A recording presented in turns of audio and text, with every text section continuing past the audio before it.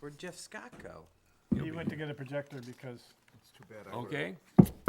I'll call this meeting of the Rockport Select Board to order for Monday, December 7th, 2015. We have just completed our walkthrough of the new temporary library location, and we are now meeting here.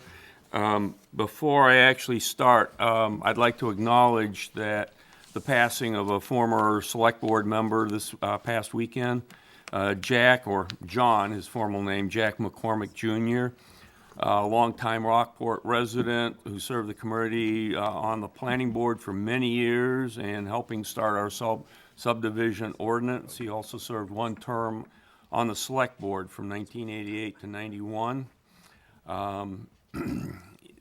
He also ran for state representative. Jack's gift of time and effort resulted in the recreational field complex. Jack and his grandson worked tirelessly one entire summer providing the engineering for the completed complex as we see it now. He's one of our largest subdivision developers when he was with McCormick and Associates. So I'd like to just acknowledge his passing this evening and that our thoughts and prayers go out to the family. We hope they're doing well. Moving on, we have minutes to approve from prior meetings. sorry. Just kidding. Oh, we're on a delay. feedback there. Oh, good. That means we can be bleeped. Okay, the first thing that we have is the minutes from our Monday, September 14th, 2015 meeting. They are before us. Entertain a motion to accept. So moved. Second. It's moved and seconded. Do we have any? Yeah, just because I didn't see this before. On page 11, where I am speaking, there need to be 2 additional commas. The new owner moved here, comma, saw the property, comma, and loved it. It just annoyed me that it didn't have commas. I Here, apologize. comma, SOPA, personal comma, problem. property, comma, and loves it. Okay, 2 commas to be inserted there. Any other changes, omissions? I don't have a change, but in this minutes and in the next month's minutes, it's not a change, but every time we talk about the monument down to Glen Cove, it's referred to as only needing to move a few feet. What page are you? Page 2, Ray Lewis, Oh, American Legion, District 6. I'm not disputing anything that Ray said or how it was written down.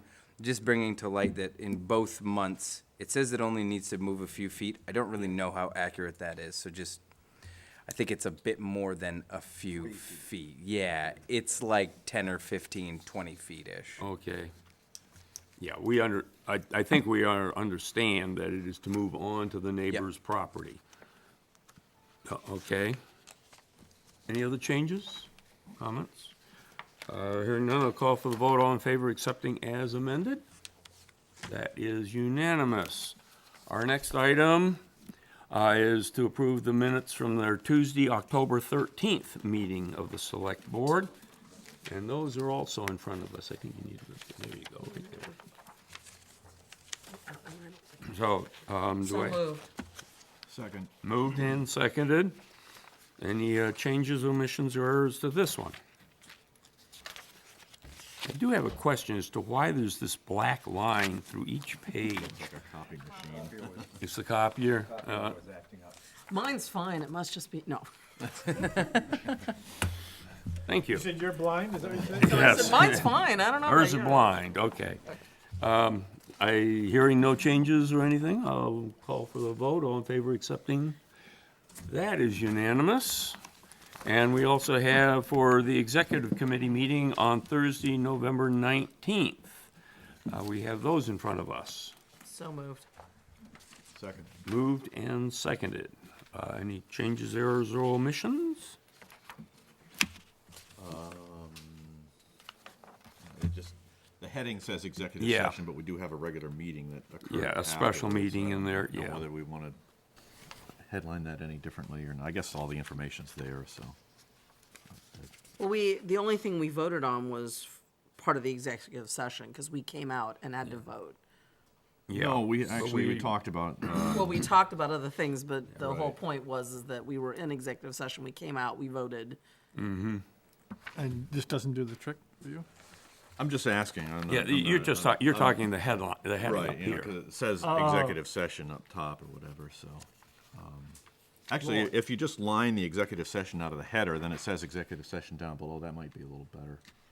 Because we had a meeting, within the meeting, there was an executive session. Right, then, Right. Does that make sense to everybody? Yep, that's fine with me. Any other? All in favor, as amended? That is unanimous as well. The next regular select board meeting will be on Monday, January 11th, 2016. Yeah. Some announcements. The town offices will be closed Thursday, December 10th, that's this Thursday, from noon to 1:30 for the annual town employee holiday luncheon. The town offices will be closed starting at noon on Thursday, December 24th, and will reopen as usual on Monday, December 28th, in celebration of Christmas. And again, the town offices will be closed on Friday, January 1st, 2016, even though it says in my notes 15, in celebration of the new year. A couple others that I wanted to say, announce. Where was it? The Ordinance Review Committee will be starting their weekly meetings. They will be meeting, now, I was told Thursday at 8 a.m. Is that correct? That's on correct, Thursdays? yeah. And You know- actually, they already started. They've already started, so they are currently meeting weekly. Right, with the exception that there will be a meeting this Thursday, and then there will be a defined break time until after the period. new year, because Because of Jamie thir- has yep. some training and then the And then holidays. they're Okay, done with Little their bit work. that So is they will fine. meet this Thursday and then resume in January. Okay. The ZBA has a tentative meeting scheduled for Wednesday, December 23rd. I have not heard whether that is going to be meeting or not. And the planning board has not announced the time of their next meeting, or the date and time of their next meeting. We have no upcoming workshops. There are committee openings, and I would ask that everybody please look at their, at the agenda for tonight to see, and we really would appreciate people volunteering for some of our committees. Do we have any agenda changes tonight? No? All right. Public comment? Public comment should be directed at issues not under discussion on this evening's agenda. Comment from the public will be welcome prior to each agenda item. Further comment will be granted only by permission from the board. All public comment should be brief and to the point. Do we have anyone wishing to make public comment? Seeing none, we will move on to the manager's report, which we have in front of us. Yes, as you know, we just did a tour of the library, so we get a lot more information than's in my report, but the temporary library location is almost ready. It's pulling together, typical like any construction or move-in process, it'll be down to the wire at the last minute, doing the cleaning and organizing. As you saw, it'll be a suitable place, but it won't be perfect, and I think it'll be a good example of how much space we actually need. There's roughly 5,300 square feet of space there, and we will use every foot of that with the programs that we have. And, you know, we'll see a slight increase in the teen area, though. There's a pretty substantial increase there to what is probably an appropriate size, or maybe, I shouldn't say inappropriate, but there's a space there now, other than two beanbag chairs in a corner. And the children's room, I think, will, initially, I thought it was gonna have a substantially larger room, but because of the additional, did he say fiction is going in there, or nonfiction? Non-fiction, one or the other, whatever it is to. They're gonna lose some, Overflow, yeah. they're gonna lose some space in there, so it'll probably be a very similar size space to what they have now.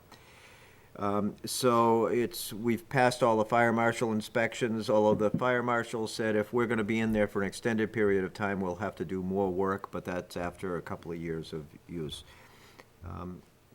Also, it just has come to light, which we'll bring it up to you to get a letter, but Phi Home Designs, who did the work in there, did a substantial amount of work, more than what they were contracted to do for free, and they did a lot of painting additionally. And then also it's some additional work to meet the fire marshal's requirements at a really good rate. I don't think they charged us much at all for that additional work. So they did a really nice job for us. So, and a couple other things, Jenny Ruddy, who had been in the, who has worked in the library for, I think, quite a number of years, has announced her retirement, and Kim Slocum is, had enough of our winters up here in Maine and is moving back to Florida. Is it appropriate for me to ask questions while he's giving his, if I have a question? I'm okay. All right. I had two questions. One, and I apologize if this was addressed in the walkthrough, can you elaborate just a little bit on if the temporary location is needed much past 2 years, we will need to make some additional changes, what those would be and why? And then the only other thing was, with those two people leaving, what does that do with our library staff? I don't want to get meddling in library affairs, but are they going to be reaching out to get new people? Are they just, the existing staff members are going to take on I'll more answer that question responsibility? first, is the, yes, right now, we're in such a chaotic state, it's just get the move done. And then, once the move is done and everything's taken care of, then we'll start to figure out how we can shuffle people around, because there may be the option of somebody moving up into a more full-time, getting more hours, not more full-time, but getting more hours to do that coverage, and then we'll start to consider advertising or what we're gonna do in the future. And then Jamie and Mike were there when the fire marshal was there and can answer the fire I marshal. haven't heard all the fire marshals. I would say, simple answer, if we're there more than 2 years and we had a plan in front of us and we say we need 8 more months or something like that, I think he's gonna say, oh, you guys are planning, you're gonna move out of here. If you go back and say, we're not ready at all, we have no plan, we need 2 more years, then whatever he's been doing with, there is gonna be some, I'm not sure what that is, you had more in that area, but It's just like a definitional type thing, temporary, you get a lot more flexibility once you get past that yeah, I temporary mean, spot. if we told them we were gonna stay there, I'm not sure if they'd want us to sprinkle that building, I suspect they might. The temporary, it meant everything to them in terms of their approach to the required improvements. That said, they went through the building thoroughly and asked for a lot of signage and widening of openings and the whole hardwired system with battery backup, so the building has been thoroughly vascularized for fire safety. But what he asked for was benchmarks. He said, how do we know you're making progress? We could have told him it's a temporary building for 6 years, and I don't know what would have happened. But we shared with him our lease agreement, as you do in any application process, because that's why we have a right to make the application. And basically, he said, let us know if you're renewing this lease, and if you haven't made any milestone by then, we need to talk again.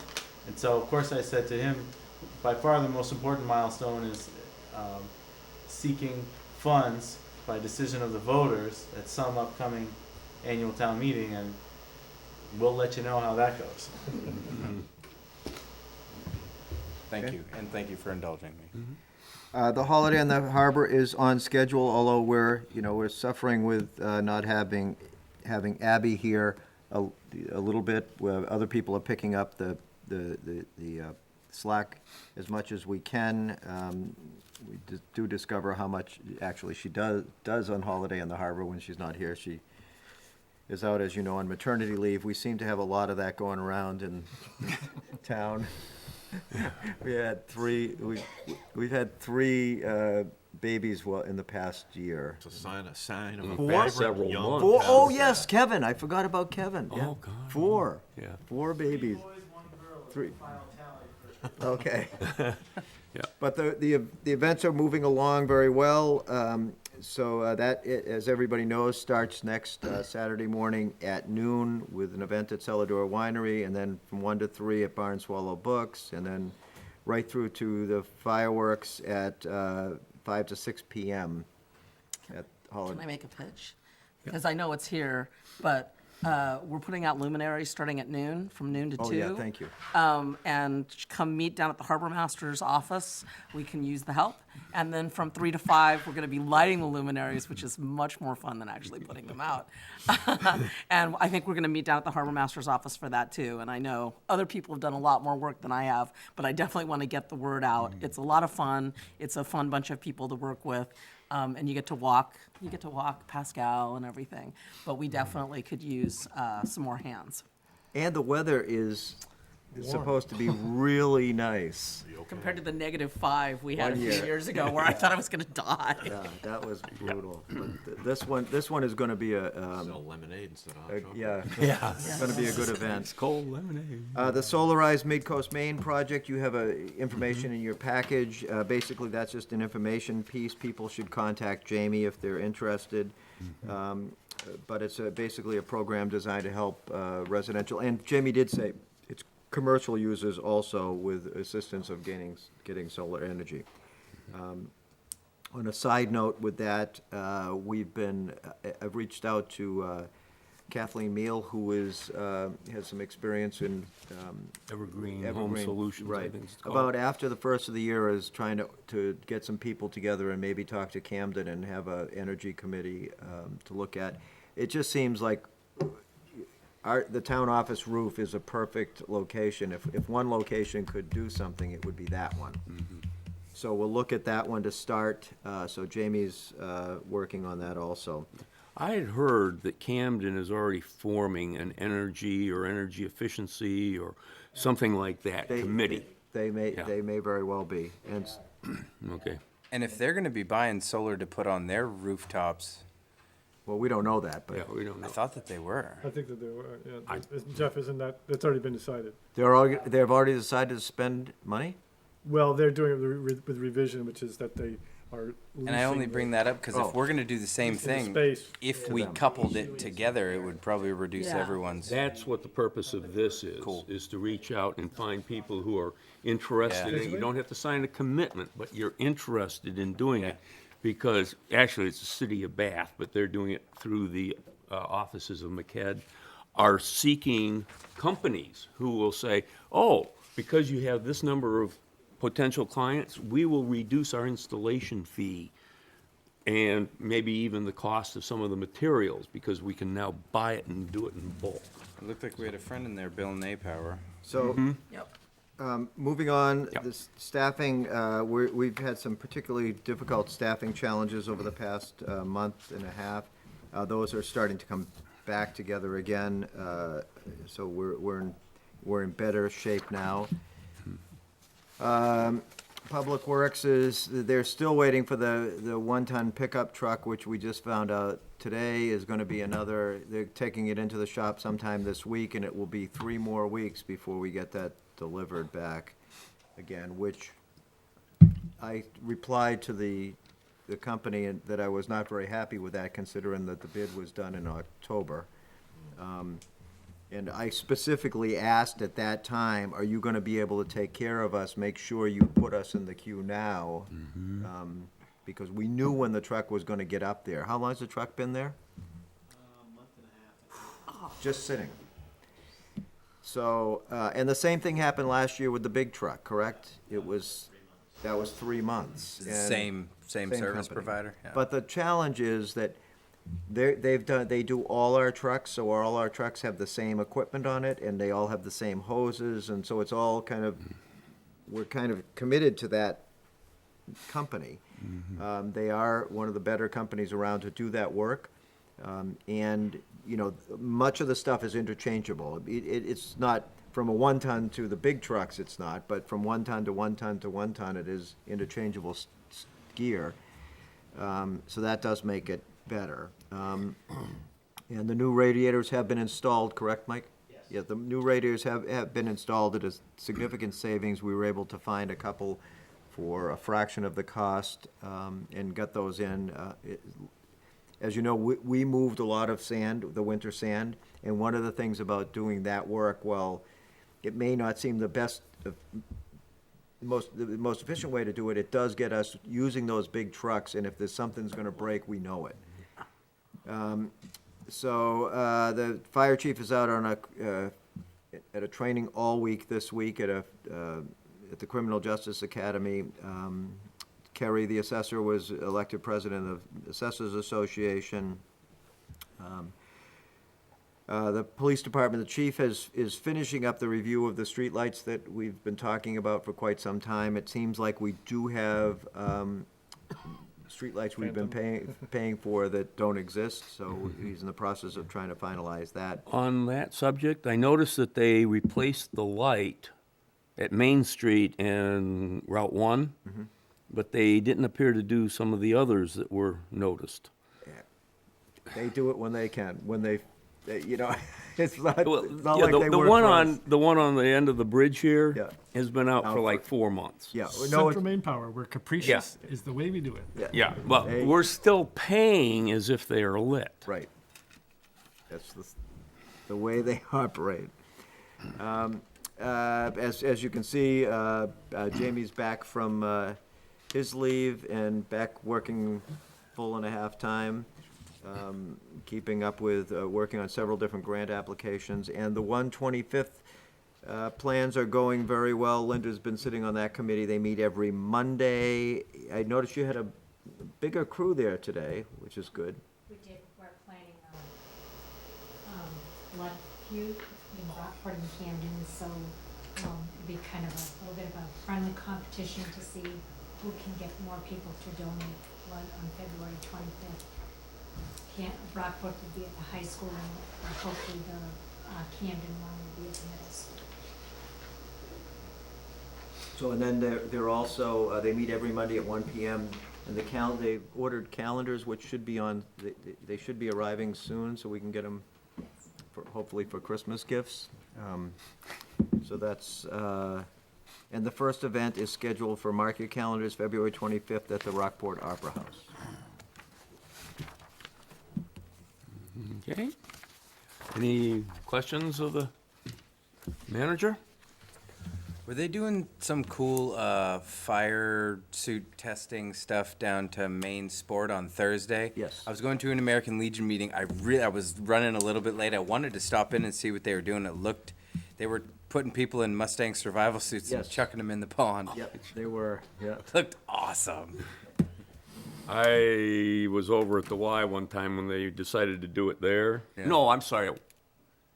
It was the Coast Guard that had come in and did it there. And talk about mud in the locker room afterwards. It was like, I don't think they had ever washed those suits until they had gotten into the pool. Better that they went into that. Did my training in Belfast Harbor in February. Nice. Yeah. We have a nice harbor you can do too, you know. Jump in anytime. Don't have to do it anymore. Okay. Any other questions, Town Manager? Then let's move on to unfinished business. The first item and the only item we have is the harbor fees. We had requested that the electric rates be noted on the proposed fees, and I also then realized that we have pump out down there, and that wasn't listed even though it is free, but I thought it'd be appropriate to have excuse me, it listed as well. And we now have the updated list showing the shore power 30 and 50 amp rates, and that the pump out is free. So with that, I would entertain a motion to accept. I would move to approve the updated Marine Park Harbor fees schedule as presented, except that the effective date should be 1/1/16 instead of 1/1/15. Right then. Second. Good catch. Okay. as they say down at the harbor. It's moved and seconded. Any further discussion? All in favor? They are approved. All right. We now can go on to new business. And we have no acknowledgement of gifts this month. Is that true, Rick? Rick? Yeah. Is that true that we haven't received any gifts? Oh, okay, okay. No committee resignations. Are you talking about the one I talked about earlier? Yes. That went to the library. Oh, okay, all right. We do have, I was informed that we had a request to serve on the technology committee, and we do have the application here, but I don't see John in front of us. We didn't ask him to come here. Oh, I think I'm just working on the assumption that Stacy is there and is, making sure of it. We So, didn't ask him to get here. I'm sure Okay. he'd be delighted. He's probably one of the 4 people that are watching things. He'd be all right. I certainly can vouch for him, and he would be a terrific, tremendous addition to.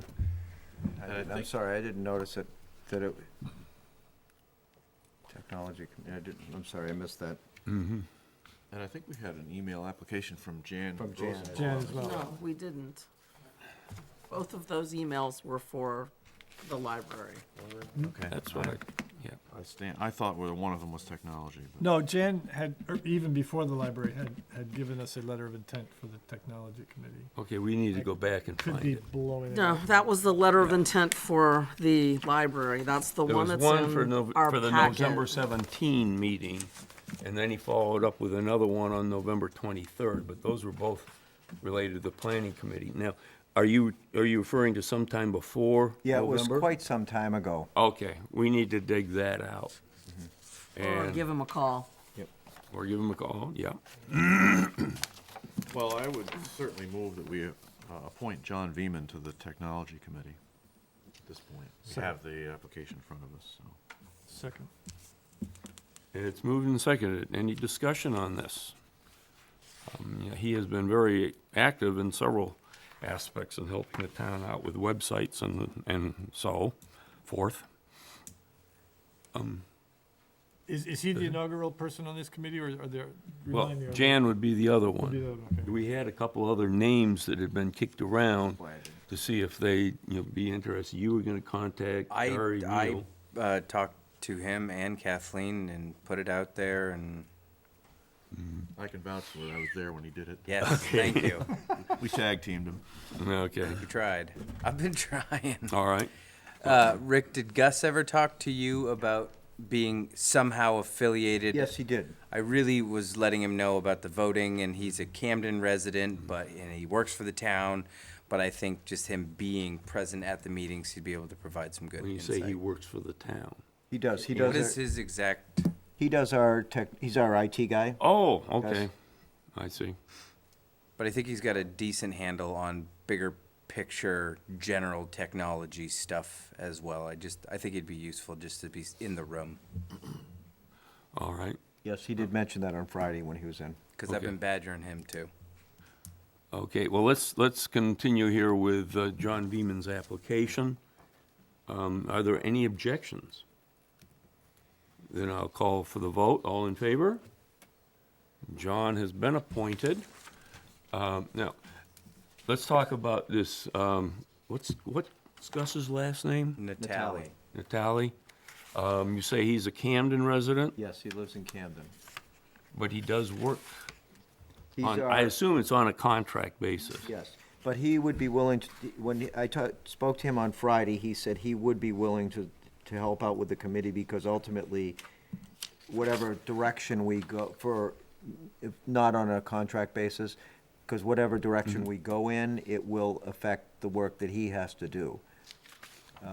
So he doesn't, he would like to be part of that conversation, so we don't go down a path that's gonna cost a whole lot more money, because he has to do a whole lot of work where maybe it's not necessary. Okay. But I mean, he certainly can be at all the meetings. It seems to be and I like Gus, he's a good guy, and he's honest and all that, but just from a structural standpoint, to have him as a voting member with, you Yeah, know, that's right. guarding Yeah. what he might be doing later down the stream is that's disingenuous. I just want to say, I think he was a little more keen on the idea of being a non-voting member. Exactly. Because he and I Okay. talked about it quite a bit, and I said, you're Just, probably not going to be a voting Serve member. Essentially as staff. And there's all kinds of weird stuff with him working for the town and being a But non-resident. he's gonna have very valuable input, because he can tell the committee, well, the town already does this, or it would be very hard for the town to do this, or this would be a Right. perfect thing that would, you know, so that piece So of knowledge with that is in good. mind, that seems to be something that we can sit here and generally endorse, but that becomes the chairman of the committee's purview of inviting him as an ex officio member. So I think Okay. that'll work itself out. Are we Okay. assuming John's going to be the chairman? I have no. Whoever I the don't chairman know, I is. mean, no. let's- We gotta One- get the commit, one we gotta member get right more there. than one commit member. They need, what, at least 4? What did we make it, We 7? said 5. We said 7? Well, if there's 5 people, they need 3 to vote a chair. Yeah. But if there's 7, then they need 4, or, Ad hoc, we said 5. I think we Okay. said The five. I think we technology, said yeah. 7 for the library and 5. Written right in here. so we gotta have at least 3 people in one place before they can vote themselves a chair. Yep. So we need to continue to recruit, and I'll give Jan a call to get him to I'm emailing him right now. Oh, you're emailing him, okay. And I'll get on to Ari again. Yep. All right. With that, let's move on to the Rockport Camden Pathways Committee. Ta-da-ta-da, their trip to us. And it looks like they're setting up to do a video presentation. A single Oh. image, a single homage. Not that extravagant.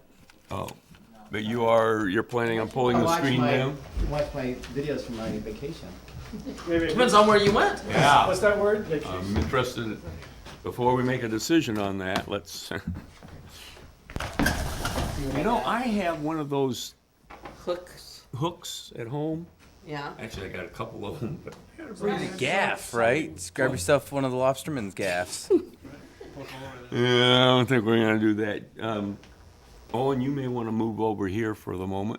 There we go. I'm liaison. I know what's Oh, up. you know what they're doing? Oh, I know what's up. Okay. All right. I get my Uh, Jeff but- fix once a month.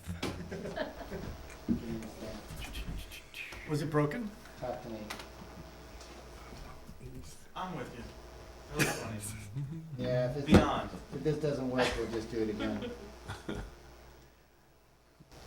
We can do that, I don't. He's talking to his kids. If it doesn't work, it doesn't work. Darn PCs. Yeah. No, no. So I'm gonna stand behind the projector now. As long as we can turn the lights on so we can see you. Yep. Yeah.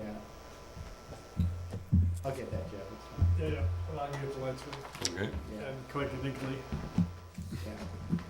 coincidentally. Oh, while we've got Jeff here, do you want to ask any questions about that guy who's running Hurricane Island who offered to be on the library committee?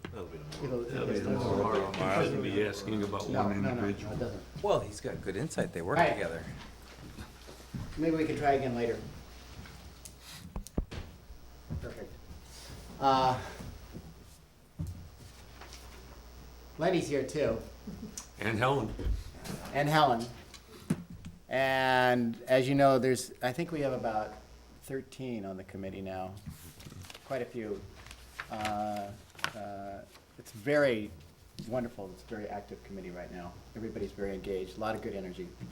And they couldn't all make it tonight. Thanks, Helen, thanks, Lenny. And a full disclosure, I did not practice this presentation, not even once. So I'll just push through. For me, this is information sharing and sort of bringing you up to speed. I am going to be a little repetitive just in case you weren't here for the 2008 version. I am going to kind of review sort of the ground rules of why we've done this and where we're heading and the rest of it. So, and Lenny, please chime in when I miss something important. I'll just try to hit the high points. I want to thank the select board also for your support. It's been wonderful working with you the last 5-7 years. It's been really, really good. It's energizing. It helps the committee, too, to get your kind of support. So I think you all have this. Hopefully you've read it. I'm going to hit the high points. Why was the plan created? And that was originally in 2008. The main reason is as a planning guide. It's designed to help decision makers in all the committees improve bicycle and pedestrian infrastructure in the community. So when you're building something new, subdivision, roads, whatever it is, this is supposed to be a resource, just like a comp plan, except specifically for pedestrians and cyclists. So our goals: create a network of pedestrian bicycle facilities, enhance the quality of life, reduce motor congestion, mitigate pollution, relieve parking problems, strengthen the vitality of the village and the other centers in Rockport, complement traffic calming, smart growth, highway access management, and we've added 3 more to the original document, which is why I'm going through this list.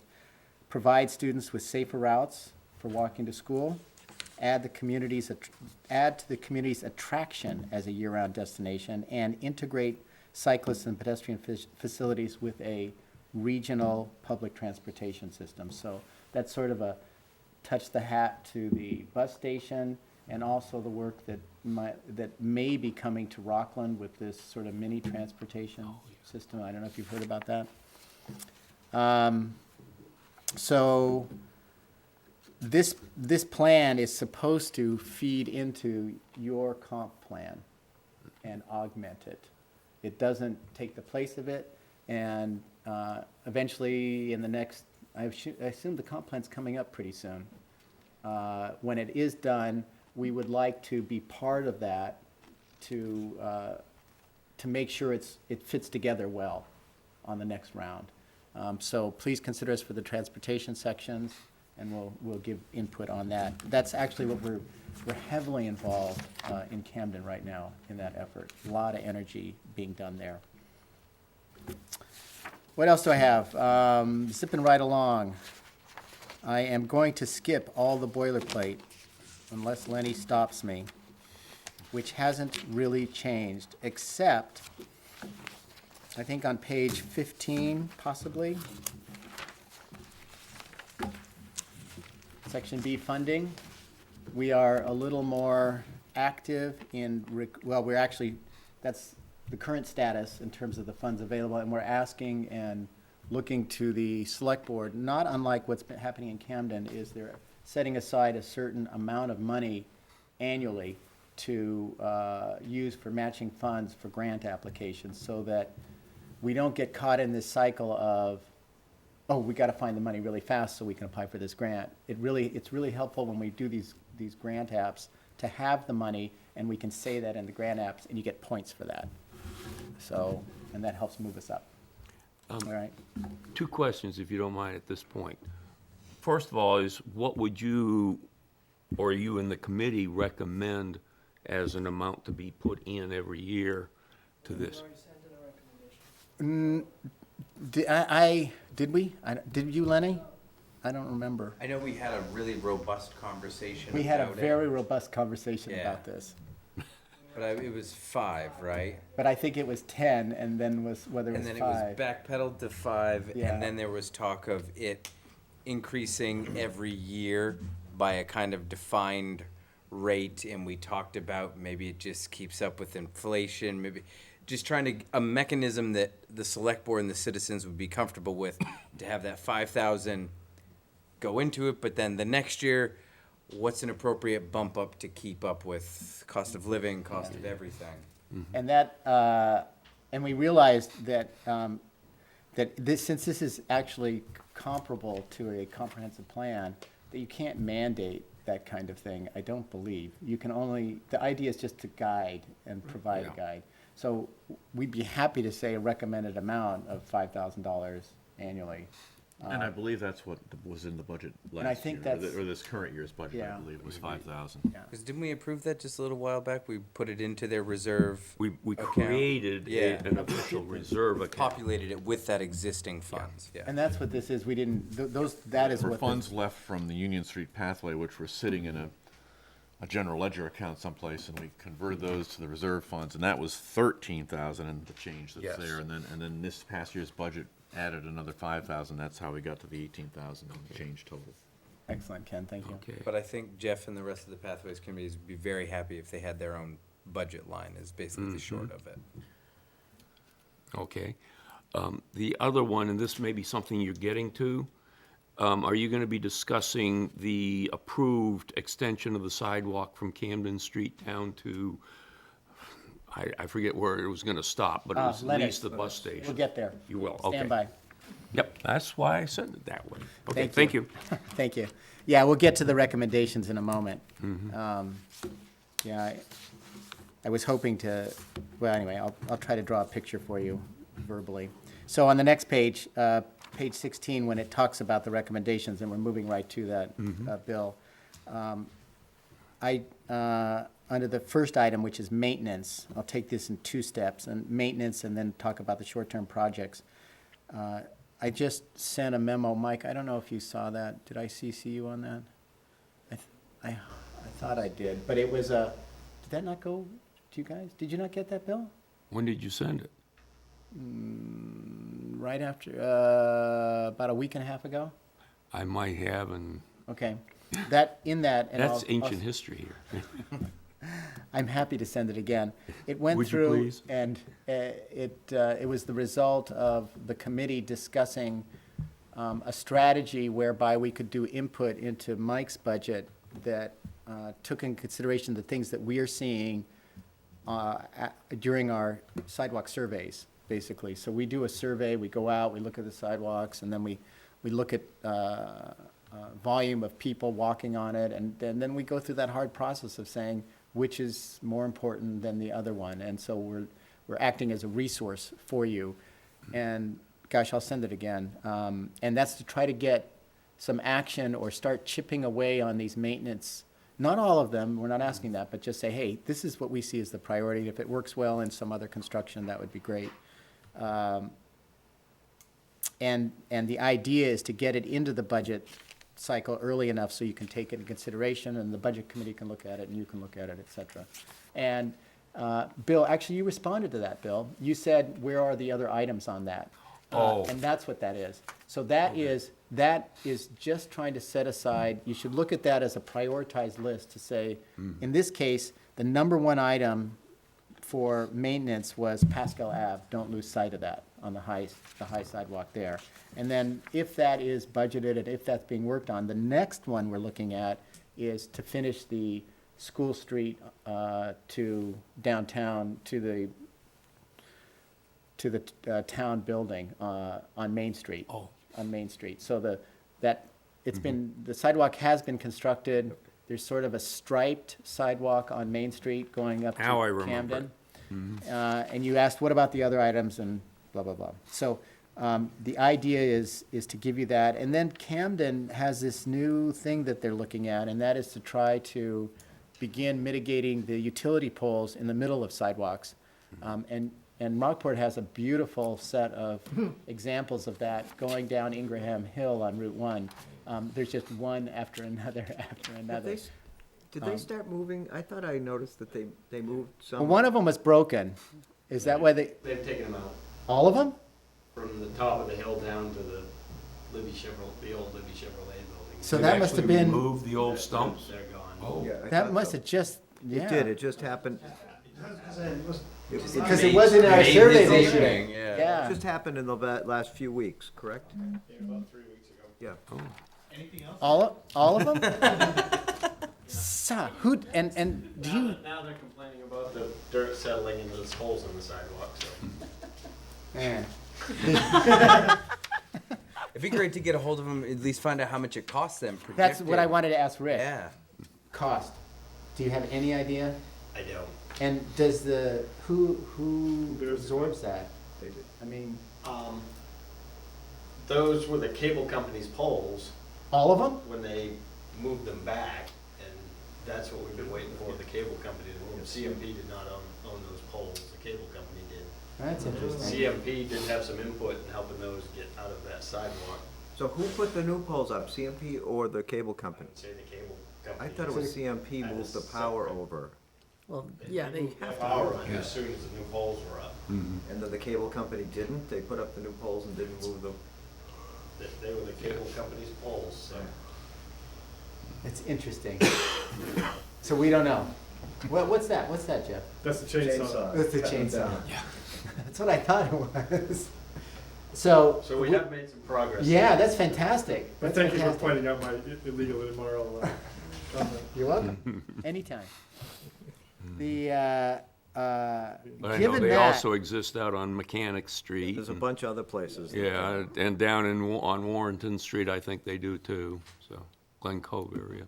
yeah, yeah, that was the most egregious was Ingraham in terms of that. And then the committee said that if the utility poles were actually replaced, that we should consider redoing that sidewalk section by section. We were thinking that maybe one or two would be done at a time, so it'd just sort of be a progression.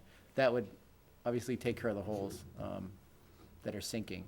So I'm gonna resend that email to make sure that that's included in there, because that would be a good thing before it gets worse, okay? Jeff, I have a quick question about the high sidewalk. You mentioned it under maintenance, or were you bringing it up as a rebuild issue?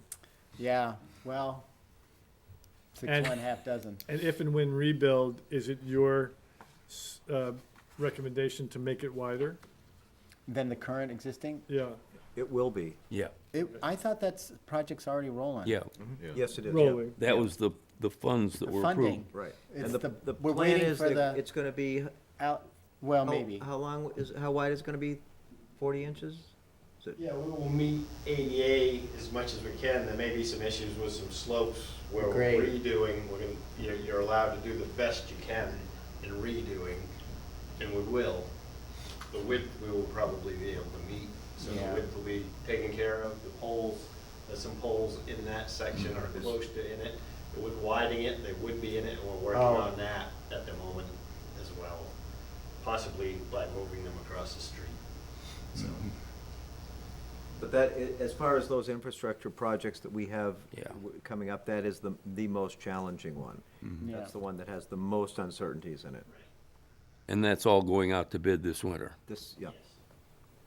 So that was just sort of a tip of the hat to say, keep your eye on that. And we know that that project is in progress, and given that, we would look for that Main Street coming up for future consideration. And then now is when I would turn the machine on and show you a picture of a map of all of Rockport. The village, West Rockport, Warrenton Ave, yeah, so Rockville. And in those sections, in the map that we've created is, we show you where the existing infrastructure is, and it's all graphical, so you can see where the existing sidewalks are, and then where our medium and high priority items are. And so I was gonna try to walk you through that visually rather than in a list, and I thought that would help explain things, but I'll do my best regardless. The two highest projects that we have, and again, the first one in there is Route 1, and that is what you just mentioned, Bill, which is funded, well, it's in the funding pipeline, and it keeps getting pushed out 1 year at a time, so it's getting close. I think it's 16, 17 right now, but last year it was 15, 16, so. So it hasn't been sitting there, it's been moving a little bit away all the time. When that funding does become available, that's for the engineering and construction of a pathway basically from Quarry Hill down to Leonard's. And MDOT has walked it, the engineering still has to be done. The Camden who was heading the project for the two-town project, has requested that we come up with a draft alignment for exactly where the path would go and how it would manage to get across things like Maritime Farms, the gas station, at the bus station, which is key. Yeah. Because that would be a connecting thing, plus how to handle the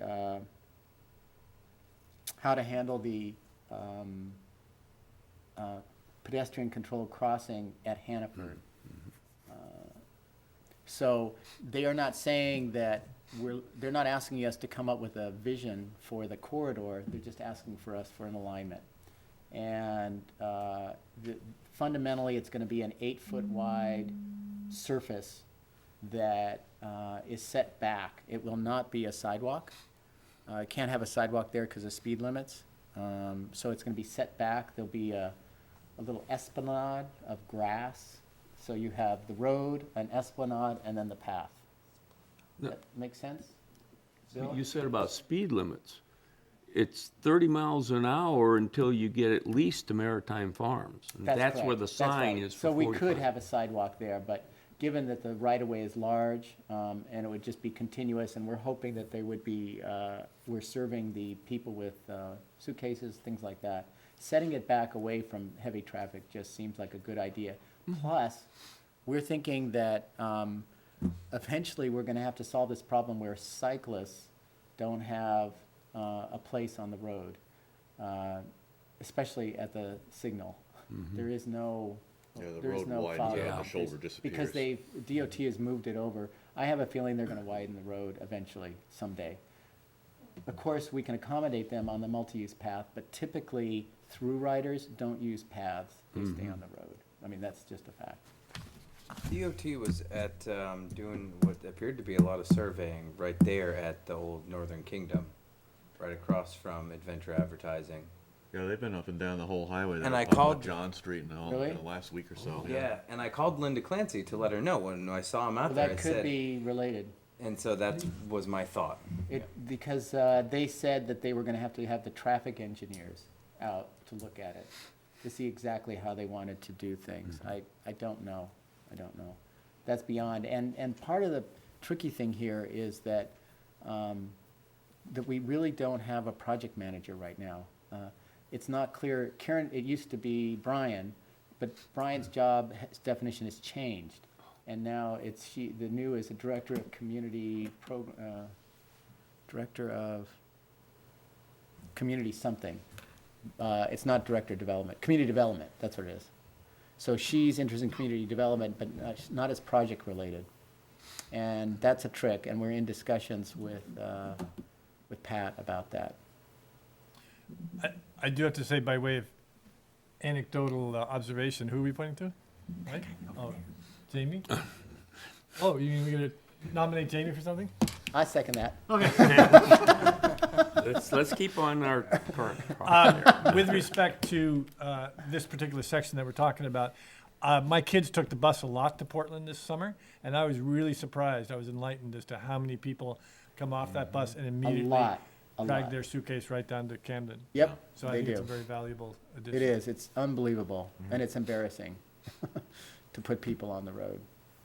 So, that's, Just continue that thought a little bit. Does Camden clear the sidewalk up to Quarry Hill, up to Camden Street, I don't know, the existing sidewalk? I don't know. They can't, Because they that can't- suitcase traffic continues all winter. yeah, they can't Not get as heavy. past the Quarry Hill driveway because the sidewalk gets narrow, really too narrow. However, I checked, and we checked, it's because that grass has grown across the sidewalk. And it actually is as wide as it should be, but no one has maintained that. So we're gonna push that when the work is done, when this work is being done. Okay. There was something else before we moved to Route, well, yeah, no, this is a good time. So the other project that we're looking at is Route 90, which is a very high priority for us, and we will be searching for grants to begin this process. Basically, Route 90 is going to be divided into at least five phases. We won't attempt to do the whole project at once, just because of the scope and the complexity, and each phase is a little different. But we will start having, not exactly a charrette, but it's certainly community input and building awareness, et cetera, and getting a lot of community input. This is gonna be a long ramp up, but it's the number one project that we're looking at in Rockport right now. The vision is that, and this is a very, for lack of a better word, sellable project to MDOT, because you're connecting destinations. You're connecting the village and plus it's safer routes too. So you're connecting to the schools, multiple schools, and you got the rec center, you got the baseball fields. It's just one after another destination that works really well. The Erickson Preserve. And the Erickson Preserve, exactly. So it goes along there. And we have been speaking with Maine Coast Heritage Trust about that, about Erickson and coordinating. They're very supportive of the idea of a path going up along there. We're setting up with other landowners along there to begin talks for that as well. Yeah. And there's a lot of support now with our projects compared to in the past when there may not have been as much enthusiasm. There is one thing that is, and I'm taking a little license here, that we've talked about a little bit, and I think it was at the last meeting a month ago, and maybe it was when you were there, Jamie, we discovered the MDOT project site list, and that, oh, it was you, Jamie, that they're redoing the signals at Route 90 and Route 1. And, oh, I know when it was. It was when the MDOT guy came and visited us and told us that they were redoing it. So I sort of lost track of that, and we have learned that, and I think you know this, or I don't know if you know this, but they can put in a pedestrian control there when they do the signal for like a little bit more. It's hardly any cost for them to do it if we voice that.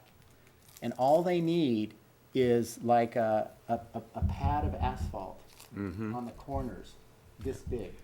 We had It's talked. really bizarre. Yeah, but I Well, that- we had they talked need- of bringing it up, actually. the They landing need a strip. landing You need pad, that just a landing yeah. pad is what it is. Well, They we don't had, need a we've already sidewalk. talked about extending the sidewalk from where it leads off at the old school to the intersection. So the message is, if you don't have the budget for that, put 4 landing pads in so that the signal gets in. And that would be a huge coup, because we have been struggling mentally trying to figure this out, and we're just figuring it out up at the Hannafords, that all they need, MDOT said, all you need is this pad. And then we'll work out, how to do the sidewalk and engineering and all that stuff. But And this if- way, it And really, if we don't catch it in this next, their plan to check the lights out, we're out however many years till they finally come back you were around. there, Jamie, for this conversation, yeah? And so how does anybody know how we let them know about this? What's the process? What was your DOT contact That guy? That guy. He doesn't actually do the work. He was just, Seemed like a really knowledgeable contact, though. he At least did. He could seemed get like you to it. the right person. yeah. So Mike, you don't have anything to do with, you don't get into this stuff, do you? I have in the past, and I would like to talk to this guy because we went through this when I first started, and the crosswalk ended up needing to be down almost to Market Basket's second entrance down the road. So I'd like to talk to this guy. Because of the turning radius or something? Yeah. Or the right turn lane? Yep. Yeah. There was some issues there with the last guy. that Maybe you we can had. fix the controls there so they're a little better Well, it too. may be that, They're it may be awful. that at that time they were not looking at replacing the light. They replaced the light, then it seems like it changed the signal patterns and even have a no turn on red provision there to keep the right turners from running people over in the crosswalk. That contact, I'll get in touch with the guy as well. Lenny, do you remember? I have his name. I'm happy to get it to you, Mike. Would it be in the Yeah, minutes from that meeting? Right, that's exactly right. But he also gave us his business card, Yeah. and I've got his contact. Okay. Great. Because that would be seems to me, Huge. cost controllable item to include in our annual budget, just to get those pads done. It would be awesome way to get rid of a cost. I mean, We did look at that from the school up, and a bunch of us determined that, from the old school, we'd come up and go behind the trees, actually, rather than staying out to the road with, between the trees and the road? nope, behind the trees. I mean, instead of being behind the, Yep. Being on the other side. It wouldn't be all that expensive, I don't think, to get a sidewalk up to Route 1 from the old school. But if we could, then, like I said, it seems like we could get the infrastructure in at the intersection so that when they come in and do the light, whenever that is, we can say, hey, we got it all here and we want this. And then once we get it in, then we can make Jamie can find the right person, make the request and just get it on record and get them to sign on the dotted I'm line. ready to say a little more about that, and I don't want to leave you hanging over there, Jeff. No, I'm almost out of gas. The, as I grow my bandwidth, I'm hoping to get more involved with Pathways Committee in general, and I think it's a really important engine of quality human resources right now, and that's hard to find. And I have a lot of experience administering MDOT projects, but I've been very, very spoiled to work for communities that had not one, but two planners.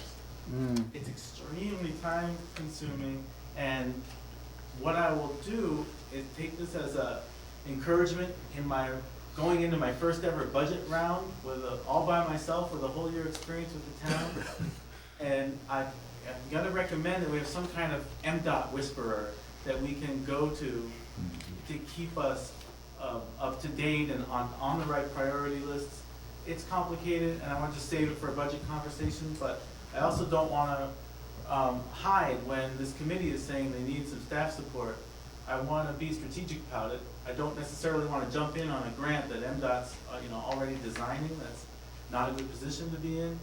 But to start from scratch with Route 1 and 90, and to think about pedestrian connections to the schools in Erickson Field, I really want to be a part of that, and I don't want any committee or any naysayers to say how impossible it is.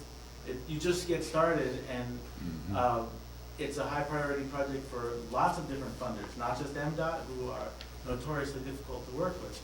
So prioritizing those projects and me getting to know the master plan, it's not a waste of time. I really do want to work with you. Do we have a timeline of when they're doing the signalization? I was just thing? gonna say, it's imminent. It's like within a year. 16 or 17, there was a 16, long 17. list. Yeah, of things. Next summer, I was supposed to have gotten an email on that and haven't seen it yet. So we need to have something in the budget.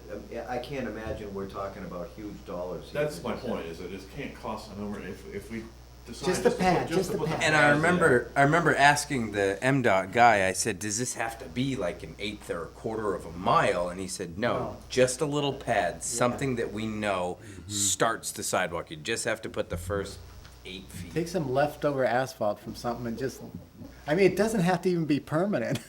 No. It doesn't have to be really well In the done. budget context, these crosswalk aprons, what they're called, they're gonna be in the public works budget Yeah, following town tradition. Yes. But at the same time, as year upon year, I would like to gain influence and be useful in prioritizing and administering those funds. So somewhere in between the bricks and mortar and the consultant engineer may be under my budget, we would be able to start and finish things with MDOT in the future.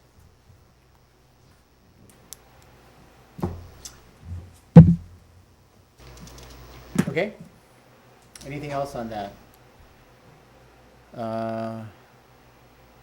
Just, I guess, one more thought, could we use some of the reserve funds just to pay for the asphalt, maybe?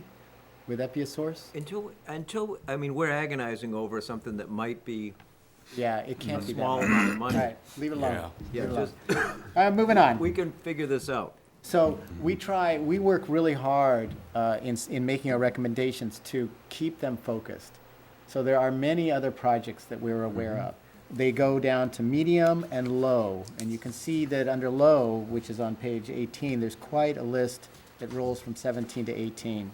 So the medium levels are Warrenton Street, which has been there for quite a while. The key with Warrenton is the Samoset, because the Samoset got hung up for various political reasons you're probably very aware of. They were very gung-ho. They have now a new property owner. I mean, there's the management. Management hasn't changed, but the upper management has changed.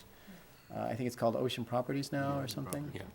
Connie, who said they think they'd be on board with it, because their clients want a sidewalk. The clients want an exercise, a way to get further down the road, and they want, as soon as they start coming up, is that Warrenton too, on that side? As soon as they start coming up Warrenton towards Glen Cove, then we have a good story. And then, we need Good to. story means accommodating neighbors?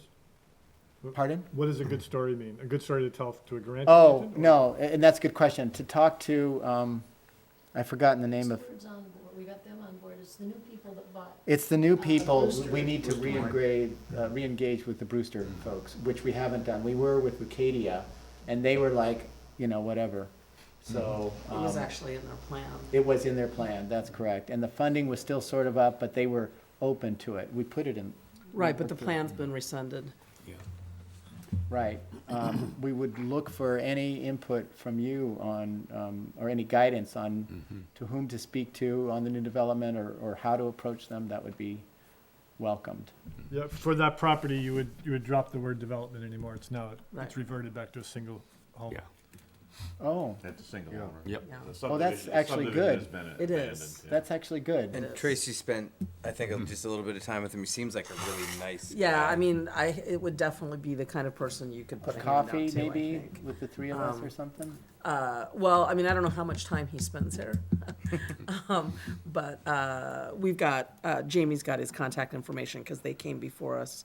And he seems to kind of want to be part of the community, so I would think that might be something he would be interested in talking about. The reason that site is more interesting is that it involves fewer property owners and it Right. doesn't encroach on people's property, so. Yeah, given that that's secondary on the list, you could put a happy face next to it and expect good things in the future. Well, and, yeah, and what we can do is, this is that slow process to start working it along, so thank you. And then,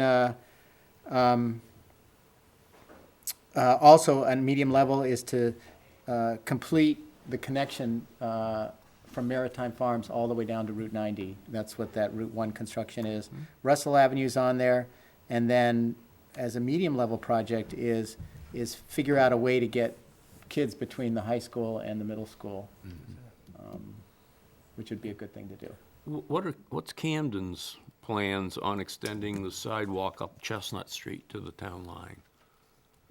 This goes in, extending the sidewalk from Calderwood Lane to the Yes. Camden sidewalk. Yes. The current, we're in the process right now of doing what we just did for you guys with Camden. And actually, it's gotten pushed back because of the amount of energy that we put into this, and then there was a grant and a lot of stuff. But next on our docket in terms of large projects is to integrate an updated version, because they were both released within a year of each other. Okay. So we have all of the projects, and we will be talking about that and why we need to extend it. But it would be a secondary project too, at the same level here, not a primary, not a high priority item.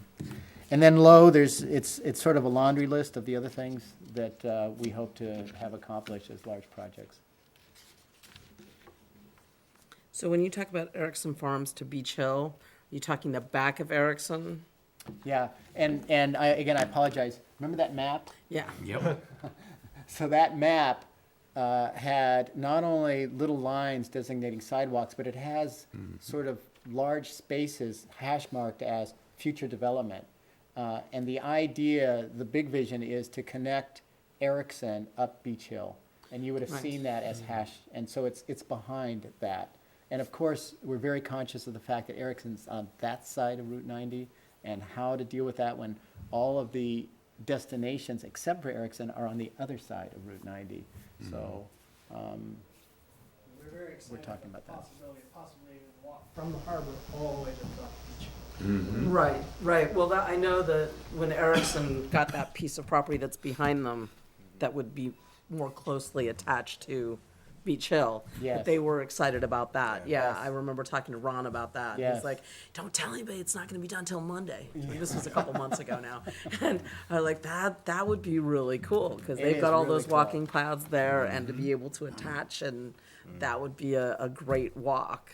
that's that kind of visioning is the kind of energy that's in the Pathways Committee, where there's this sort of lattice work of pedestrian ways that wander through backyards and behind people's properties without interfering, but people can do that as an alternative to walking on the side of the street. Right. Yeah. So there's two levels here. There are off-street pathways and then sidewalks. And we look at it in those two different categories. Okay. Very good. Thank you. Any You're questions? welcome. Any more? No? I really appreciate the effort that you guys have put into this. Oh, you bet. It's really well thought out, and it's Oh, we nice to know. love doing this. But it's good. It's It good is, that you have a it's group good. of you that loves to do this. Well, just a comment is that this has been in the works for a long time, back Yep. for the days when I was the liaison to the committee and Owen was a member of the committee. And it's been a lot of work. A lot of people really seriously considered it. I think it's an excellent document. I would point out on page 5 where it says the committee encourages the town to adopt an incremental approach. And when I was with the committee, we were talking about that. In other words, if you get a little bit done, get a little bit done. And be nimble. You know, if opportunities come up for grants, that's why the high, medium, and low priorities are key. But, you know, gee, if somebody comes along with a big grant for a medium-level project and we have the reserve funds to do it, then we've got this document here that says, yes, this is a priority, and we can hop on that. So, Exactly. Nimbleness. so this document is really key, and the committee has done a lot of work. I Thank you. appreciate it. And I'd also like to thank all the Camden members, because what really struck me from my time with the committee is when they get down to doing a report like this, it's not like the Camden people slack off because it's not their town. They were hugely involved in stuff that wasn't even their town, and then it'll flip around. The Rockport folks will help it out, so they function really well Yeah, together. the River Walk in Camden has been Yep. a good example of that, because a lot of work has been done on that, and you know, Lenny and Helen on the committee, I know, have dove in with both feet on that, too, so it's a great two-town committee, it really Yeah. is.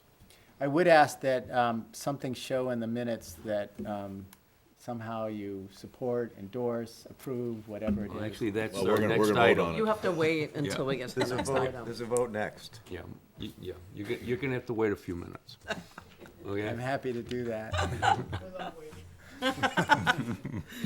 Thank And you you. should come to all of our meetings. Okay. Thank you, Jeff, Lenny, Ellen. So, we now can move on to the next one, and that's the vote to accept the bicycle and pedestrian master plan for Rockport. Go for it. I You're the liaison. move to accept the bicycle and pedestrian master plan for Rockport as prepared by the Camden Rockport Pathways Committee. Second. It's moved and seconded. Do we have any, Thank you. do we need any discussion here? Did you want to say something about that signal in there, the pads? I think that the message got through, and it'll get through at budget time, I think Rick has heard that. It's already underway. I bring it up about once a meeting, try to get the pads out there. Because it seems like such a small thing Yeah. to conquer It could a be big really hurdle. big leverage. Because if we don't get it while DOT's there, we gotta wait another 15 years or something for them to come. And then from what I've heard, getting them to come out to do a special thing, Yeah. just not happening. Doesn't happen.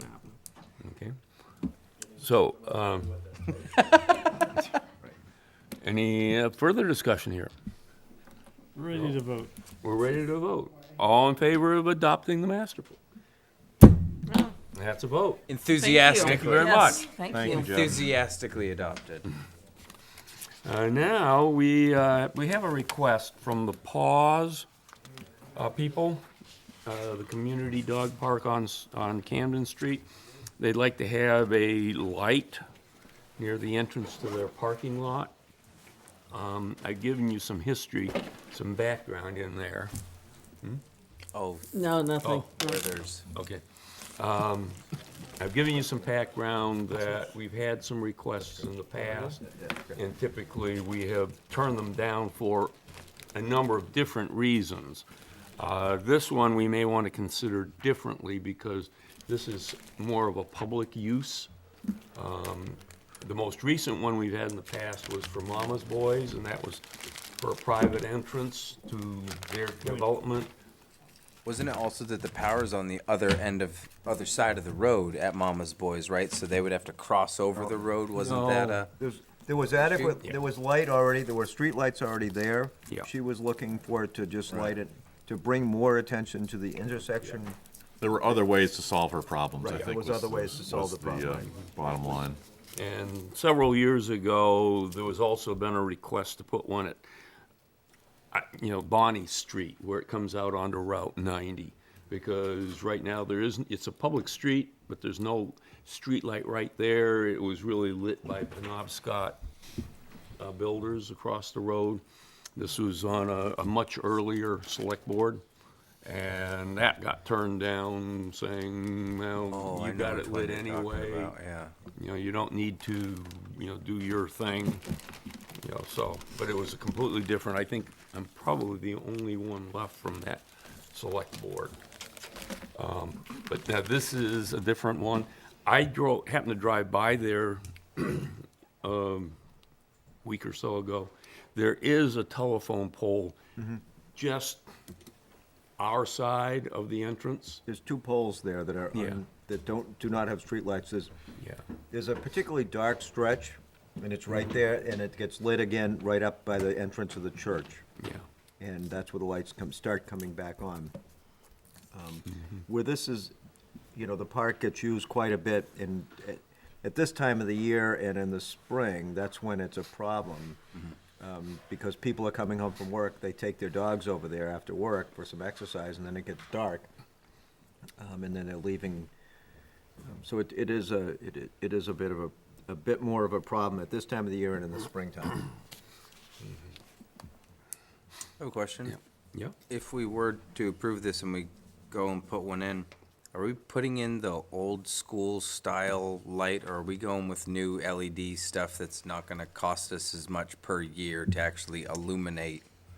I don't know enough about the We don't- state of lights. The way it is, they would probably try to come up with one, or we would talk about removing one somewhere where it's not being used, or come up with a style that's there. At this point, they would replace it with what we have. At some point, we probably should talk about upgrading somehow, whatever, but that's down the road, I would guess, but But it's also, wouldn't try to match. it's my understanding, though, that we get charged per fixture rather, and there's no meter on it. That's right. So cosmically, Oh. cosmically, absolutely, we should have an LED. Right. No question about it. Practically, from a billing standpoint, Right, it doesn't matter. We just have to pay for which is lights. Just unfortunate. pay a flat fee. Yeah, that's flat kinda fee. silly. Yeah. And I believe they kept the lights, the guy and I, we talked about that when they took the lights at the harbor down, that they would keep those if we did have one that needed to be replaced. They may have those still around that would match, so hopefully that would be the case. Any idea on cost here? Yeah, it's about $225 a year. How much to install? I don't know what they charge to install. I don't either. It's not a whole lot of money, but it's the big. Gaining the right to pay them money. Right, exactly. It's about 200, but there is gonna be a savings because, we're still trying to figure out what the exact savings is, but we should see a savings over what we were paying for streetlights of about $5,000. And if we wanted to, we could go around and look at where some other lights are now. I know there's a couple of lights that are just seem to be randomly placed on West Street, just beyond Market Basket and Yachting Solutions. See no reason why they're there other than there's a house behind them.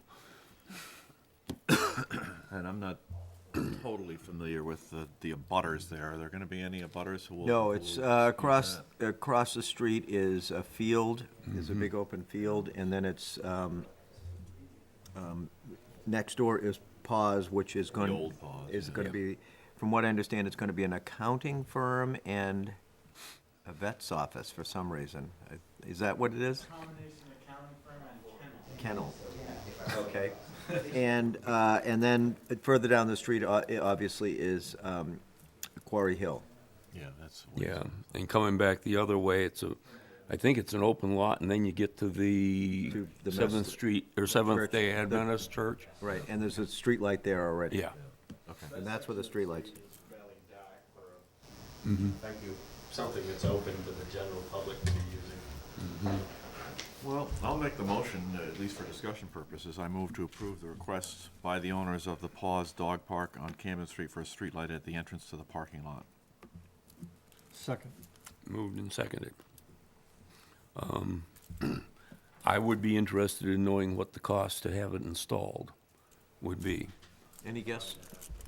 Any idea, Mike? Guess? No? Yeah. I can't imagine it's 220 a year may be fine, but, if they're gonna charge us $5,000 No. to put up a light, no, it's not that. because they gotta do reworking and putting in one of their little boxes there, the step-down, what are they called, transformers. What's the process we want this kind of request to go through? I mean, is the process broken? Does it need looking at, or are we just fine by virtue of the fact that we've only had 4 of these in the last 7 years that I can remember? I mean, I don't know the answer to that, but I have kind of the same question. If we're going to paint this as a, public situation, is it a slippery slope that we're going to have to take on other responsibilities for it now that they're not there anymore? They physically don't have a building there. I, at this moment, do not want to take responsibility. I don't want them to give this to us and say, okay, you guys maintain it. So I kind of feel like that's part of what we're doing by putting in a light for them. And I'm not saying it's necessarily a bad idea. I just kind of feel like it's a slippery slope, that if we don't have some sort of definition of who we will consider and who we won't consider, that it's just kind of like, well, we like you, we don't like you. And that's not an appropriate way to make decisions, in my opinion. Did you just give me the impression that you think that they're gonna pay the $220, the electricity charge for the year? No, not at all. thought I might have misunderstood. My issue is that it, like I said, it's a slippery slope Right. kind of thing. If they're saying, oh, it's gonna help with vandalism, it's gonna help with this and that, well, what about the next person who comes up and says, well, my parking lot wouldn't get vandalized if you would put in a light? And without a good definition of how this is different, and along with that definition, being able to think through what other properties might fall under that definition, I think that having some sort of a policy, some sort of a thought of why we would recommend one or another would be a useful thing to do. Valid point. Yeah, I understand that. I guess the question is, how frequently is it gonna come up, and how much energy do we wanna spend doing that? Is it worth our energy to expend for something that's gonna come up once every 10 years? I don't know. But once we say yes to them, that does mean, it does open a door for, maybe the golf course says we want one, or if, Mary Spring wanted one. There are a lot of semi-public places, Erickson Fields or something. And so we need to, ahead of time, think through what kind of precedents we're putting forward when we are encouraging we're encouraging a lot of different things, and it's wonderful to have the dog park in town. But are we going to give every group like that a light if they say it makes it safer? Because it does make it safer for most of these places. My guess is many of those places already have a light. We do have a lot of streetlights, and we have streetlights in places. When Mike and I drive around and we look, why are there streetlights? And possibly there was a time when select board members, when the select board if you made a request, you got a streetlight. And so there's a lot, but my guess is that most of our places that have some sort of a public kind of component to it, already have a streetlight of some kind. They're lit in some way on the street. The golf course, there's some over by the golf course. I know there's some over by McGonagall. Doesn't Erickson have one right Right in there. the center of their operations, kind of? Yep, there's Think about Beach streetlights. Hill. Yep. And just my thought would be, the way to look at that is, I would endorse from the town for people to take their dog to the proper place, rather than saying, it's black over there, I'm not going there. Let's take them down to the harbor and let them go, rather than having half the town drop them off at the harbor because it's light down there and doing their business at Harbor Park. I would rather help put them in the proper place, where they have a fence. I think that there's a decent amount of validity to what you were bringing up, Tracy, and I don't think that it has to be overly complicated, any sort of wording that we put down, just something to the effect of consideration will be given to fill in the blank, and maybe that fill in the blank is that meets a certain criteria of meeting the public good versus a for-profit type thing, because when you brought up the example of my parking lot wouldn't get vandalized, obviously if it's Leonard's own individual parking lot, well, that's not necessarily our responsibility, but say it was the kind of parking areas that they have down in downtown Camden, that's an open to the public parking area, that would be a different threshold, different criteria. But I think that just having some simple wording that could gloss over the general mindset. Or are we building a mountain out of a molehill? Possibly. You know, that we've had, you know, as Jeff said, you know, he's got some a little further history there. 4 requests in, what, about 10 years? Right, but they were all turned down. Well, But Three, yeah. when you change and Yeah. you approve things, Oh, yeah. it opens a door. And I'm not saying I'm not saying I want to say no to this. I'm saying, do we know what door it is that we're You're right. opening? Yeah, And and do we that's- feel confident that we can handle this either by writing something or by knowing why we chose to say yes to this and no to others? That's the question I'm asking. What kind of slippery slope, what kind of door are we opening by saying yes? So, since I heard you volunteer to write this, the question is, do you want us to That table? really didn't happen. The question is, would you feel better, would you vote differently if we tabled this for this month and we had an opportunity for someone to step up and write a quick little guidelines on requests like this? Would your vote be different or more comfortable? I'm not that invested. For me personally, it was more of making sure we've thought about it, and if we as a group think it would be best to do that, I would support that. If you think it's not worth supporting, I reserve the right to say I told you so when we get 3 other requests. or we can coach this in saying, each request is unique, and it is to the select board at the time to determine whether it's warranted or not. And I That's think typically the way I I think there's I some think we coach validity it, to don't we? that, because I think trying to define You do it that what way. the next request might be is Yeah. almost impossible, because we just don't know what the next request might be. And I think that the reasons that have been put forth for this one are valid reasons. It's a public place, people are going there after dark. Golf course, you don't play golf in the dark, but you do have to walk your dog in the dark. But, you know, you're coming off the course, you're finishing up, there's a clubhouse there. And another factor to consider on that road, Camden Street is it is a cut-through road, there's a lot of traffic on that road, and the cars do drive fast on that road. There is a dramatic it's dark right there.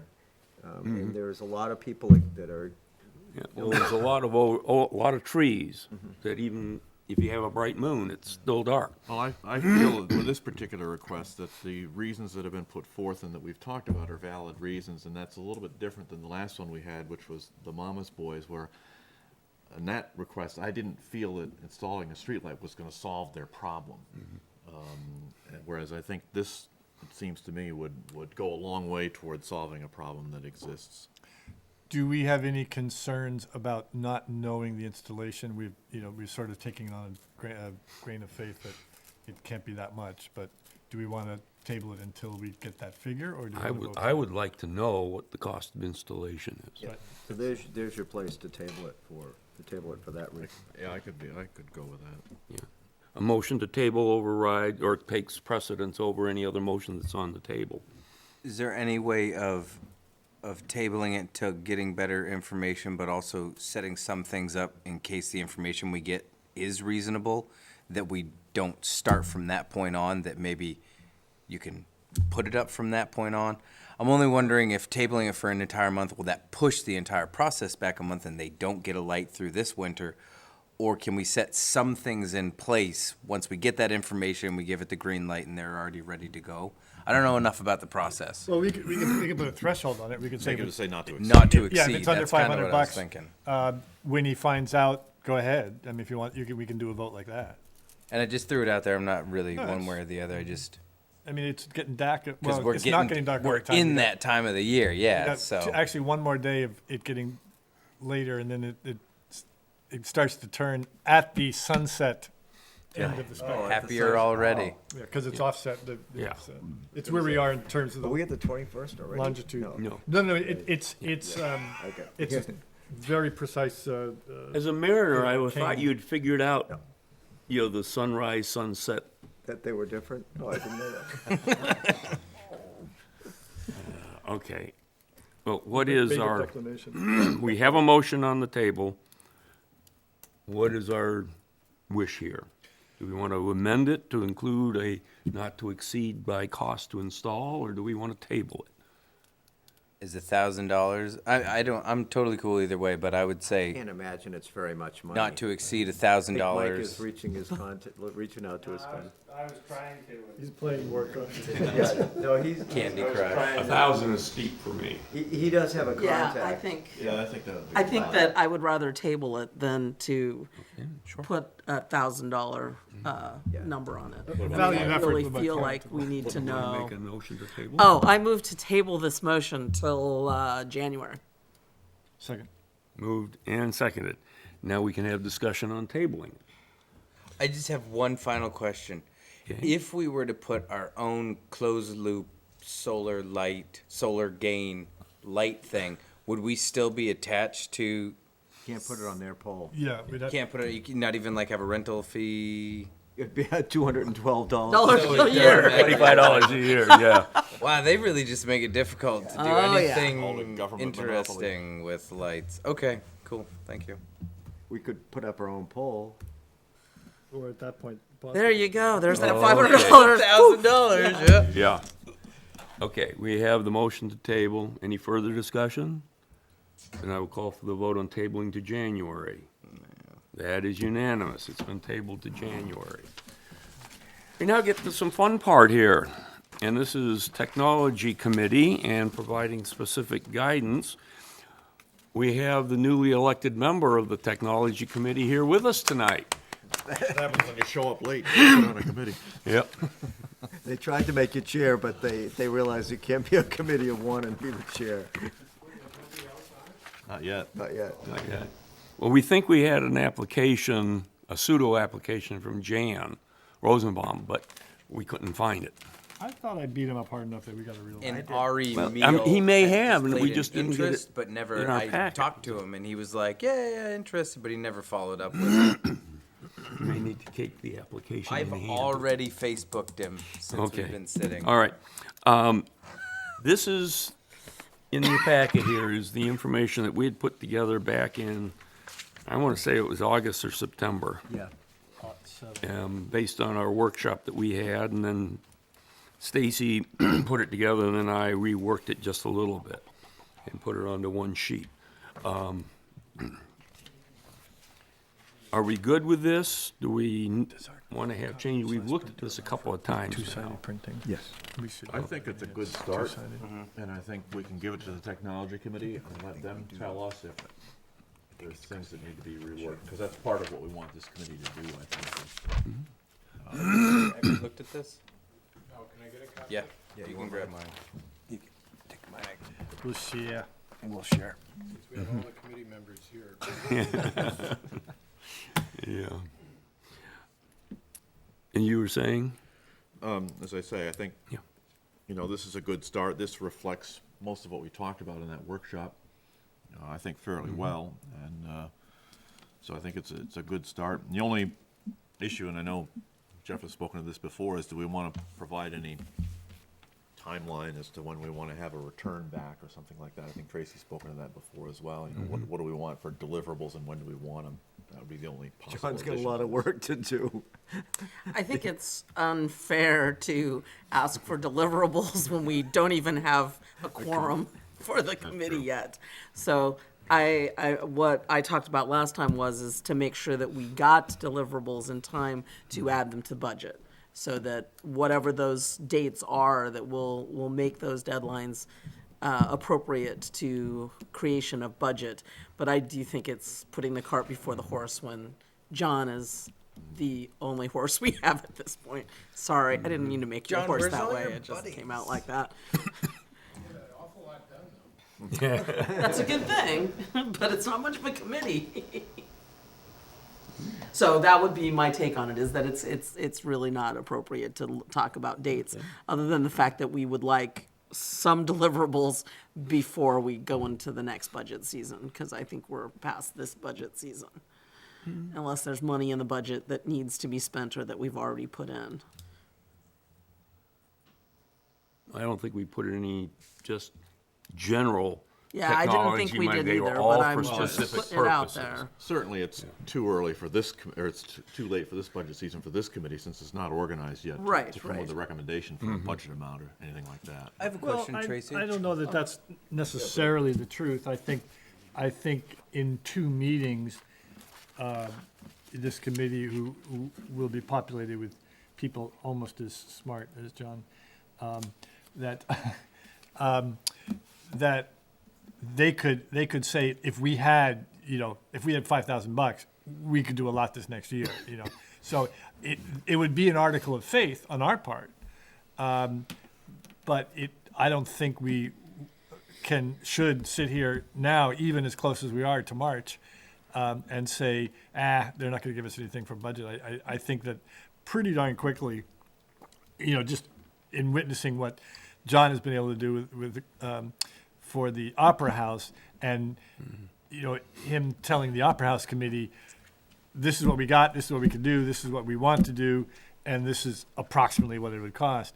I think that we can, we wouldn't even have to crack the whips. I think we can get good information out of them within 2 or 3 meetings. That would be in time for something in the budget discussion. Okay. Is that reasonably fair? We got to get people on the committee, though. That's the issue, is that now we're not looking at the committee getting together until January. So is there a select board liaison to the extensive committee? Mr. Parker. Mr. Parker, okay. The guy with the big. Yeah, that's right. I think we did. So can I ask a question of the board related to this document? Sure. So this tends to weight itself heavily towards sort of town administration, use of technology for facilitating the administration of town government And less to marketing? excuse me? And less to marketing? Well, not so much marketing, but some sentiments about the quality of life, affecting the residents, service to the residents. Particularly, I'm thinking, we've just laid all this fiber, and we're talking about initiatives to make that accessible and a part of life here in Rockport. And I don't see any reference really, except in a little bit, to a comprehensive plan, which doesn't even, at this point, doesn't even include the mention of fiber optic, I don't think. So, Did we want to get them involved in how we're going to set up the fiber network? no, not suggesting that. I'm just suggesting, is there some connection to technology and what you guys are doing with fiber optic, that's all. And as it affects, again, trying to direct this more to the people that live here and the role of technology, as opposed to just how can the town government use it to get its job done. Maybe I'm not. How can the people have a better relationship, easier relationship to? How can technology serve the residents of Rockport? Oh. We were looking at how technology could make town government more accessible. Okay, to I just the want to populace. clarify that, because it does mention economic development, but, it's kind of one out of a list of 10 things here, so. Well, there's a big middle ground of community development. For example, there are a lot of decisions made by the planning board or another body about town facilities, for example, where public participation could be a lot more comprehensive, and the citizen user experience could be enhanced by technology. So Yeah, I mean, an example would be, do we want this committee to be involved at all with the idea of Wi-Fi, free Wi-Fi down in Marine Park? Is that within the purview of this group, or are we saying, no, don't go there? But what do you mean by within the purview? I mean, it exists, so you don't need to be on the kickoff end. Are you just talking about promoting that? Well, are we talking about creating other zones in town that maybe have that? You know, I'd just take a quick stab at, I think any recommendations that you all come up with that aren't necessarily on here, we'll take very seriously. okay. I mean, if you're talking about Wi-Fi hotspots and that's not what we charge you with, but it's related and you all think that it's a great idea, please bring recommendations to us. But I know that it seemed one thing that I took, we really focused on the town structure, our technology infrastructure, and how can we improve that to make the citizens' interaction with the town more beneficial, more keeping up with 21st century. What are things we could do online so they could maybe pay for things from the comfort of their own home, or the Twitter feed that tells them when a street's shut down or that there's going to be a public works or a whatever. Just having, and that's one component, but I think that we focused on that a lot because it seemed like almost the low-hanging fruit of something that would yield a good result. So you're saying this includes social media? Yeah, that was that, Yeah. help facilitate the information needs of citizens through the use of social media. Okay, great. I Facebook. missed that, yeah. Yeah. I was harping on that one because there was a town in Spain that did everything through Twitter, and I think it's great. It's a great way to say, if we did have a conversation, say someone sees that there is a pothole or a light that's out, and they report it via Twitter. Apparently, there's certain things that said the town has to respond to that within a certain time frame. So they could report things, but what if they do that Friday at 9 o'clock at night? Public Works doesn't come back in until Monday morning. They've gone beyond their 48 hours or whatever it is to respond. But that was one component. Okay. So there are limitations to that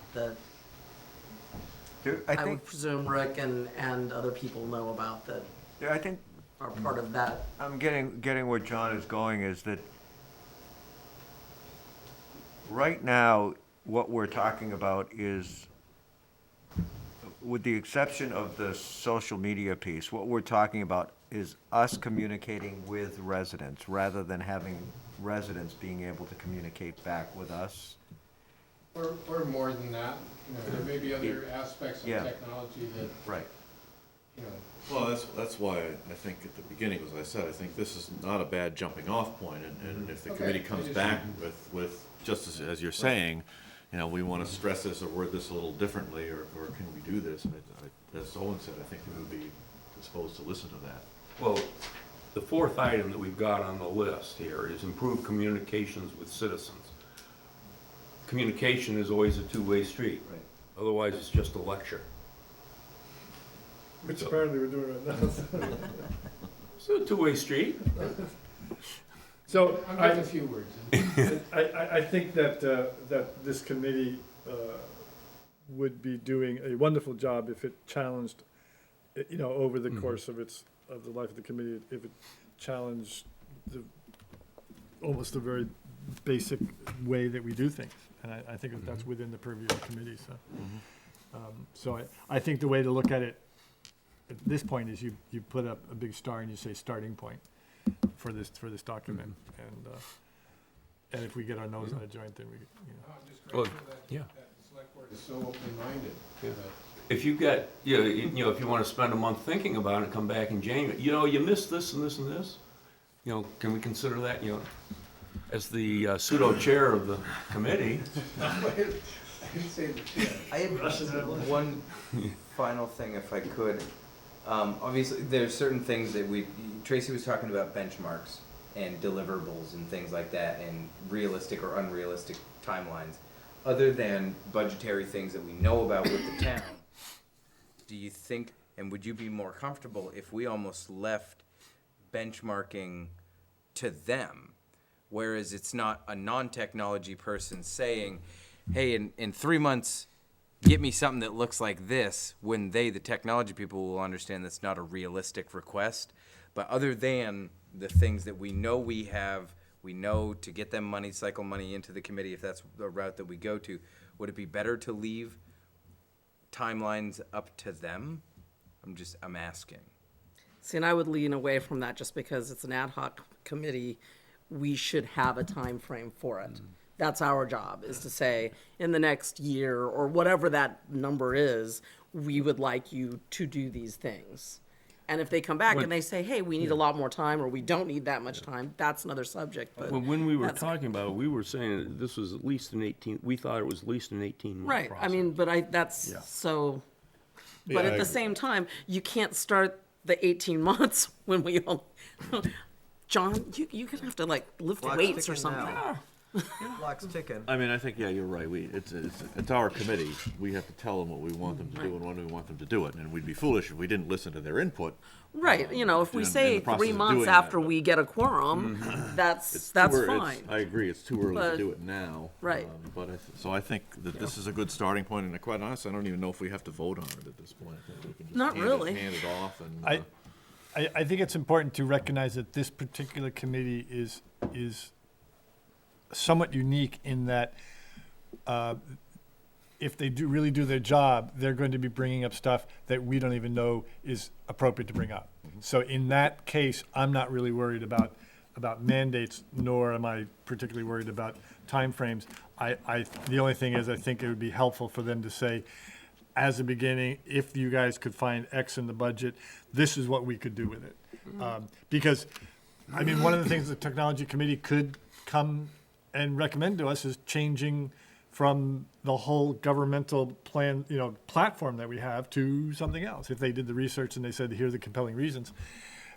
So that's really big to really small, hey, it's really easy to do X, So I think that I'm perfectly comfortable in saying, jump into the water when we get enough bodies and give them permission to, give us a report each month in terms of what they're thinking about. Did I hear right that we only think that this entire committee would be around for 18 I thought it months? was 3 years was the number that I That's what you remember. heard, but you can ignore it.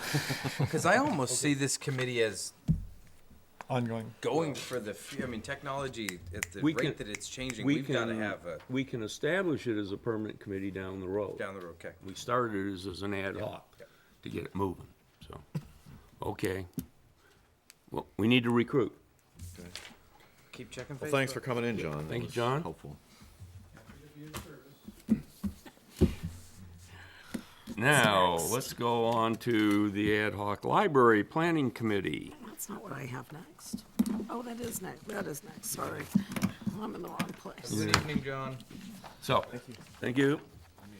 Ken had done this.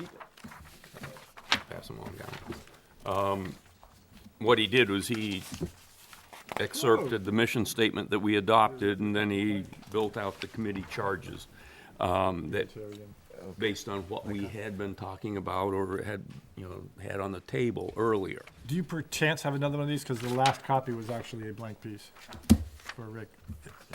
If you don't have. Oh, if you yeah, don't- I've got one here. Pass that down to him. That guy that works for us here. I thought I printed off 6. I You guess did, I but printed your- 5 and a blank. Your copy or your Printer. printer. Okay. So, Do we want to put any of these or some of them to the committee that we will be interviewing and voting on Tomorrow. tomorrow? Yeah, it's not next, The it's next day. tomorrow. The next Yeah. day. Yeah. You got one right there. I did. Yeah. Oh, I handed- was like, I'm sorry, I thought I no, handed it to you. You probably did, And I he just- pushed it back.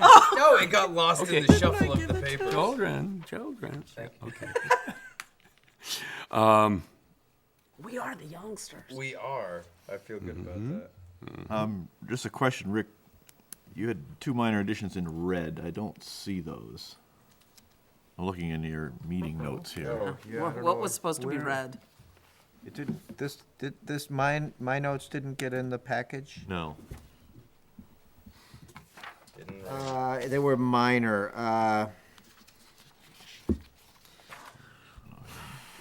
Oh, I added the word off-street into parking.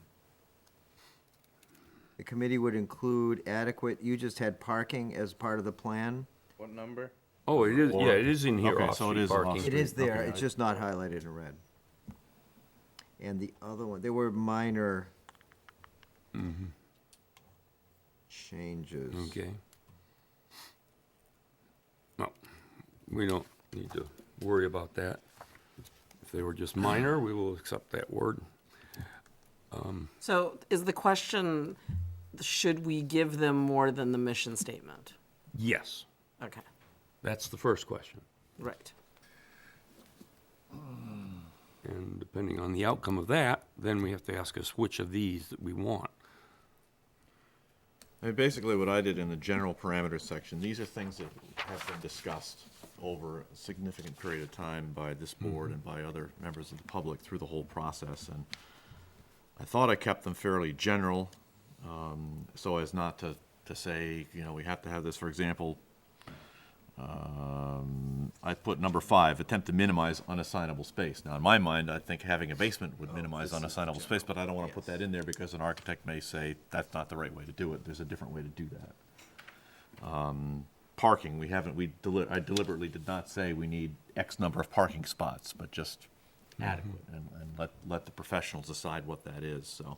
But like I say, all these factors are things that have been discussed many times, and I think that we owe it to, and it says the committee will do all this stuff, but basically the committee is going to engage an architect at some point and going to hand off this stuff to an architect so that the architect or the candidates know that this is the stuff that we've thought is important over the last period of time.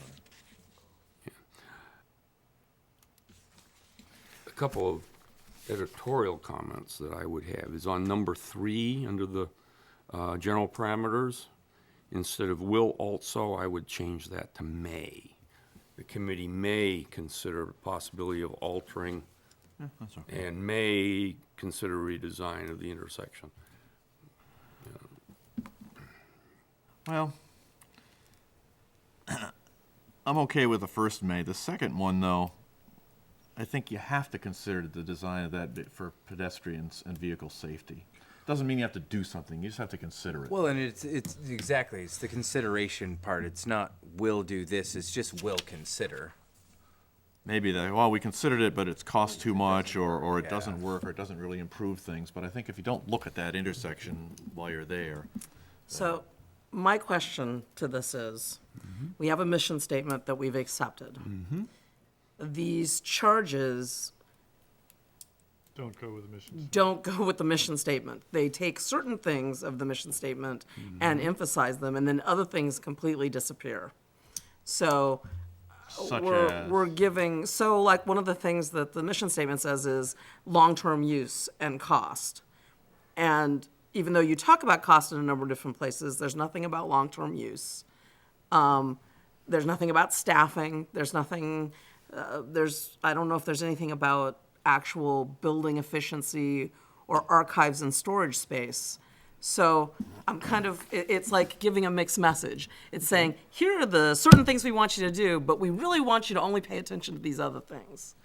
So I'm hesitant to add this as an actual charge to them, because if you start paying attention to these 8 things below, you're gonna lose track of half of the things that were in Okay. the mission statement.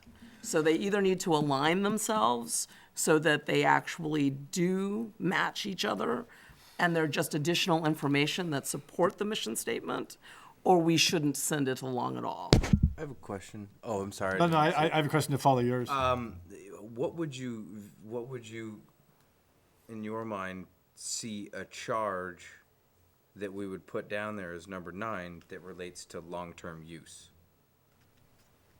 Like I mean, how- I didn't rewrite it, but we need, if we're going to stick with this mission statement, then our charge needs to match it. Yeah, no, That's I'm the not- point. yeah. So long-term use is, flexibility, perhaps being able to add onto the building if we need space 20 years from now. I mean, long-term use it means a number of different things. But like I said, if you take only certain parts of the mission statement and back them up with very specific ideas of what you're expecting them to do, and then other things are dropped entirely, that doesn't, it doesn't give a very clear message to the committee that we're putting together.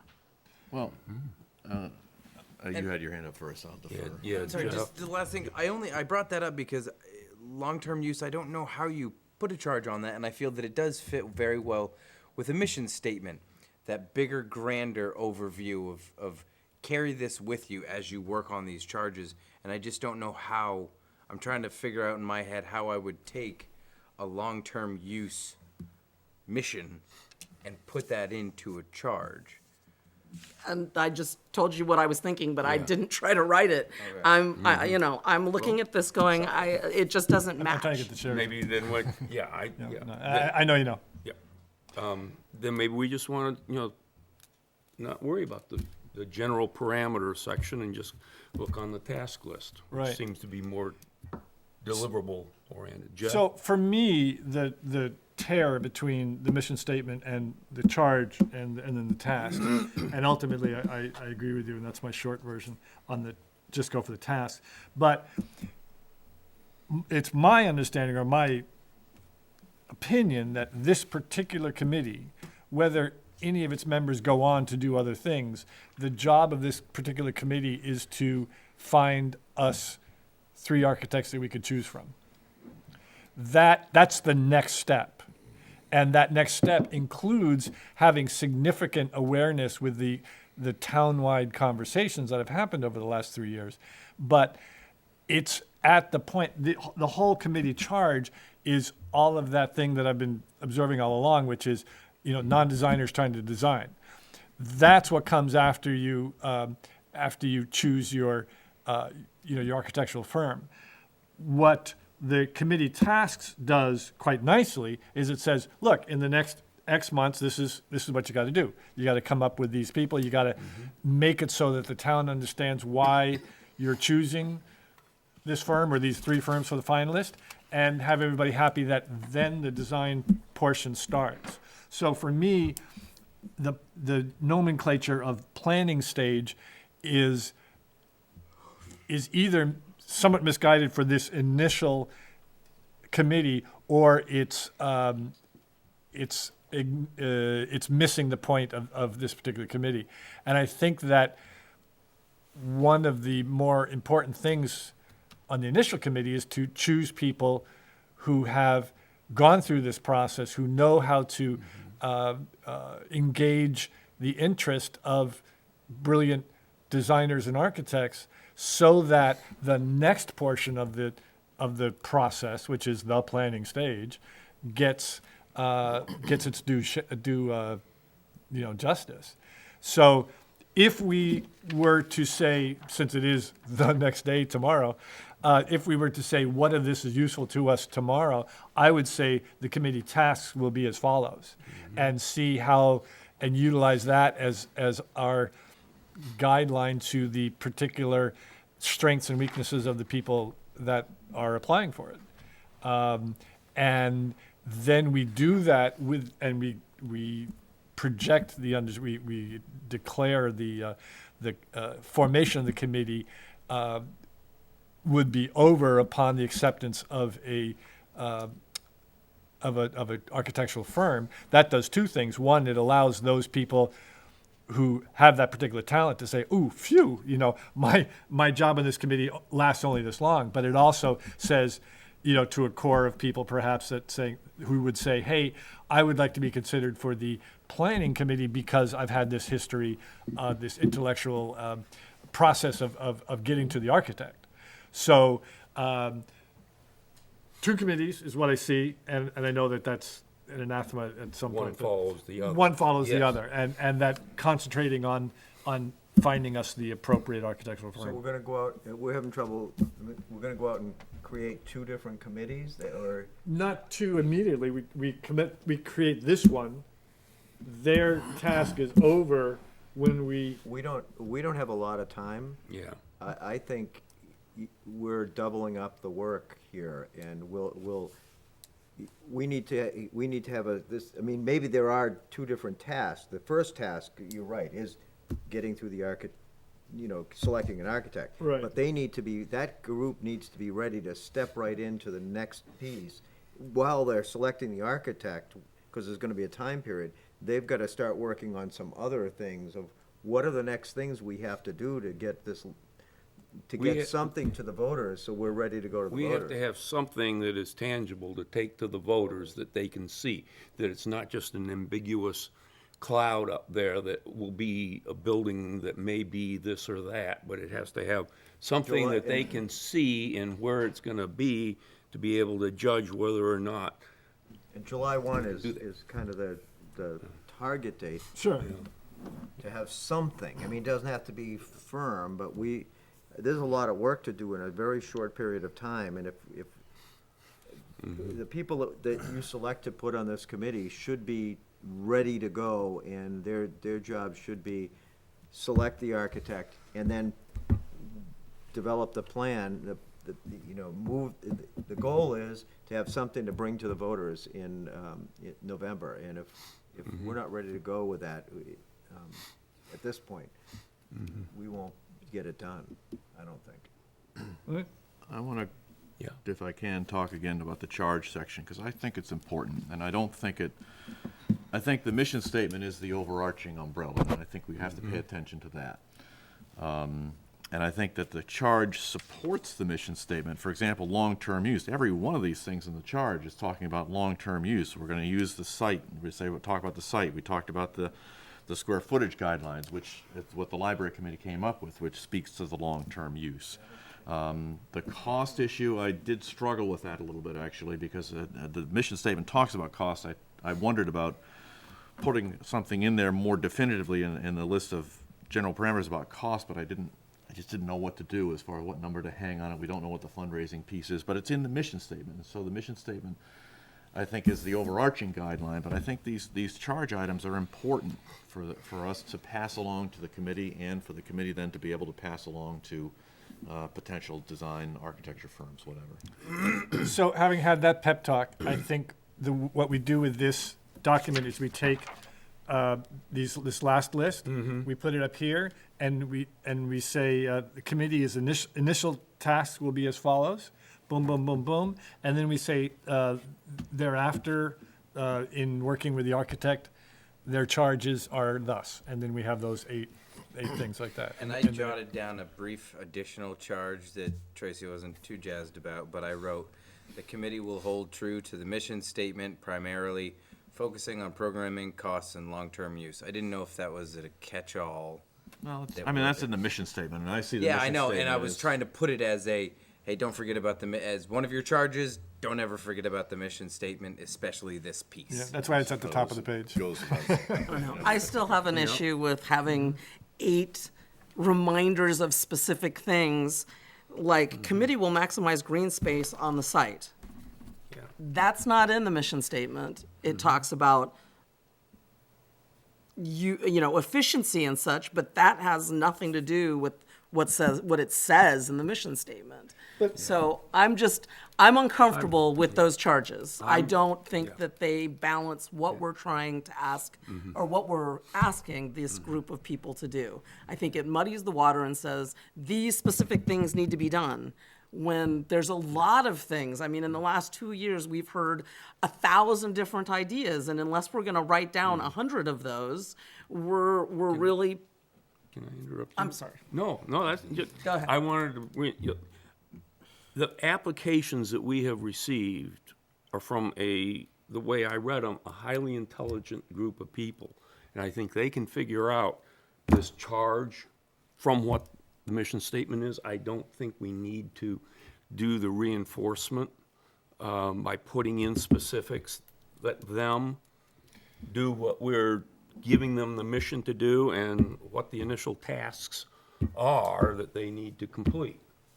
And let them use their intelligence and several of them have had extensive planning and building experience that they're bringing to the table, that putting this in, almost says, we don't think you're that smart. We want to tell you how to do it. Well, I think We're it more not. highlights things that have surfaced through this long, long debate, things that we know are important to people. We want to keep green space. We want to keep monuments there. We want to have dedicated off-road parking. And as much as I agree that there isn't as much backing up of the mission statement with the committee charge, I thought we were talking about the mission statement being relatively broad and somewhat ambiguous, and needing to have these charges in there to hone in on those things that we've picked up over time are of extreme importance, and adding to the charge. I have no problem with that to make sure that we're really aligning them, but I don't really have I think that it would be very appropriate to have these charges in there of things that we know are really important. We don't want to get lost in the sauce of very intelligent people that haven't been hearing and reading the emails that we have been.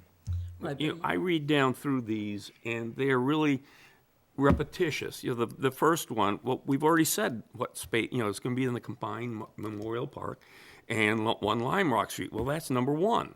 Number 2, the square footage. Well, that's in the first sentence of the second paragraph. Number 3 is in the first paragraph, talking about, you know, safety and site planning and things like that, accessibility. You know, I just see it going down the hole. Now it's my turn to interrupt you, since we're going Okay, serially yeah. like this. Any mission statement of very, very intelligent people is going to be followed up with more body. That's all the committee charge is. That's just the body of it. A mission statement is necessarily the overview, single paragraph, 2 paragraphs. And as a matter of fact, the very first one you picked on, one of the more important things is that the mission statement says to be built, and then the committee charge says primarily consider. That is a nuanced difference that there is, you know, there is still some conversation about. In So, which case, I would say we have to strike the primarily.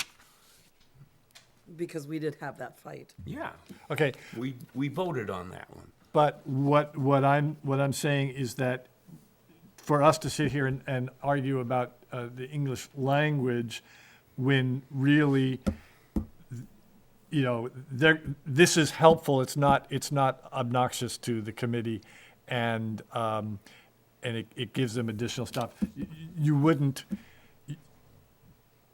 Our bylaws template, for instance, asks that a committee creates a mission statement, and then it says a whole bunch of other stuff. All this committee charges is the whole bunch of other stuff that follows, and it's not inappropriate to include it in the communication to the newly formed committee. And building on that, I would welcome additional charges that would have Tracy and Bill feel more comfortable that we're addressing the mission statement gaps. Well, let me do some random thought process here. We've got the mission statement, and we've got the task list, Which would go up higher. which would go behind or right below the mission statement. What if we were to change that first sentence under committee charge? Here are a number of items that the select board has been considering over the past 24 months. That, I'm trying, I know. Yeah. This is things that we've been thinking about.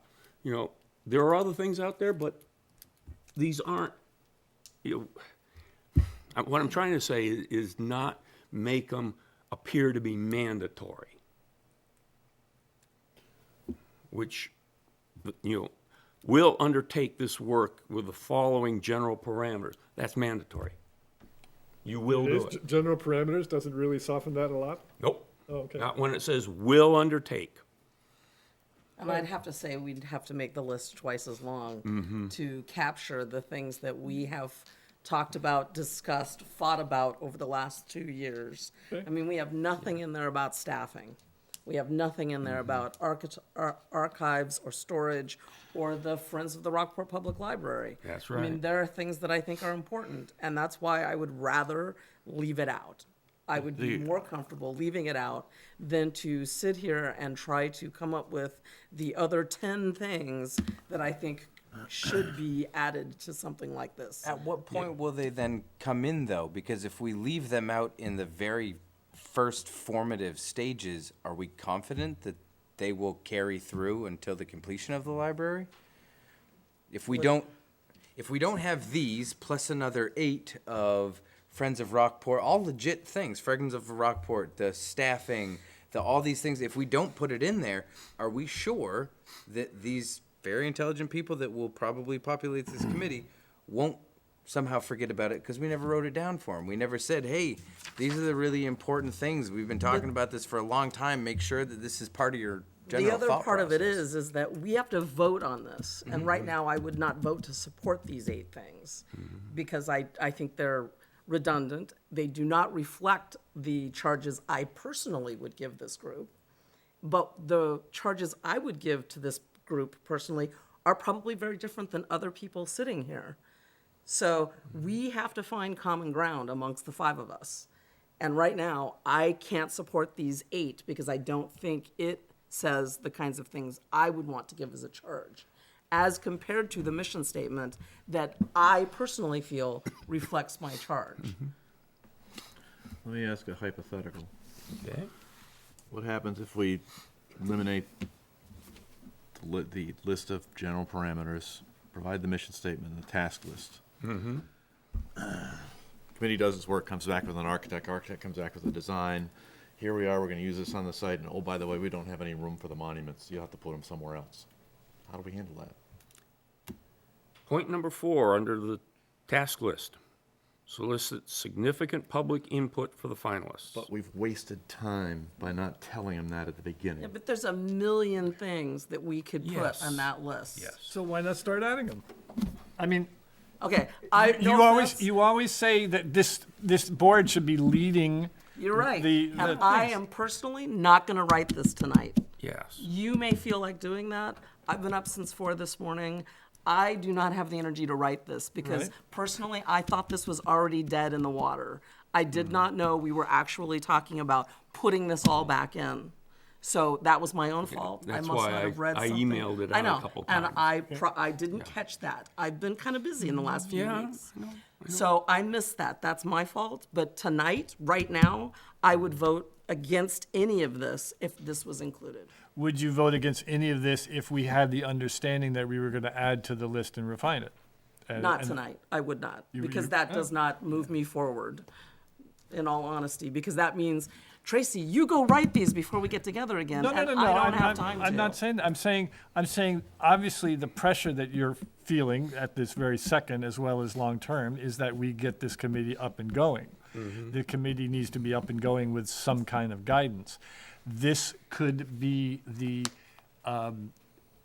first issuance of guidance to the committee that will hopefully be formed at this time tomorrow night. And now they have something to go off with. And they have a lot to do just in getting the architect. So with that in mind, it is not unreasonable for us to start with these eight things and then to say, with the full understanding, we're going to revisit that particular part of the charge, if you will, and we're going to add to it, we're going to refine it, and we're going to give them more guidance. However, we know that their plate's going to be full with the initial tasks as enumerated on the bottom of the page 1 through 5. So I don't see that it's a particular position of jeopardy to say, okay, we're going to, utilize this as a tool. It's an imperfect tool, and we will acknowledge between the 5 of us and as well as the committee that this list will be modified and delivered in a different form in the future. Let me propose something slightly different. That tonight, we only worry about, well, we've already adopted mission statement, we only worry about the initial task.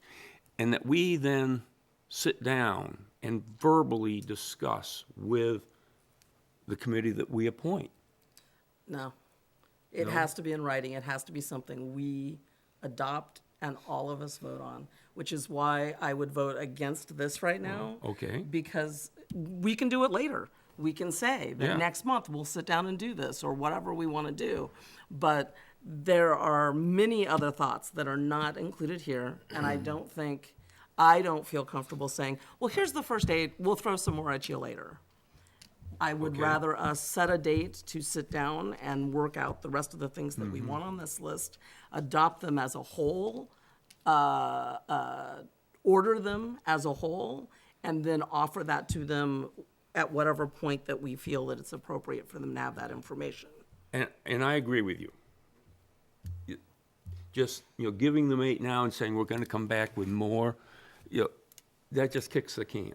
I think, I agree, we need to sit down, the 5 of us, and come up with that full list. Which isn't kicking the Otherwise, can? what? Which isn't kicking the can? Yeah, Well, I tend to agree with that one, sorry. At least we're again, giving them some But that's the point. thing. You don't just give somebody Yeah. something and then go, oh, but I'm gonna have more, and it might be more important than these. Because if we're gonna Yeah. order them when we get together, giving them the first 8 and then going, well, that first one, that's really number 7, and that's not the appropriate way to do it. If you're gonna give somebody a charge, we need to take the time to put it in the order that we think is important. And that means we all have to agree on that and vote on that.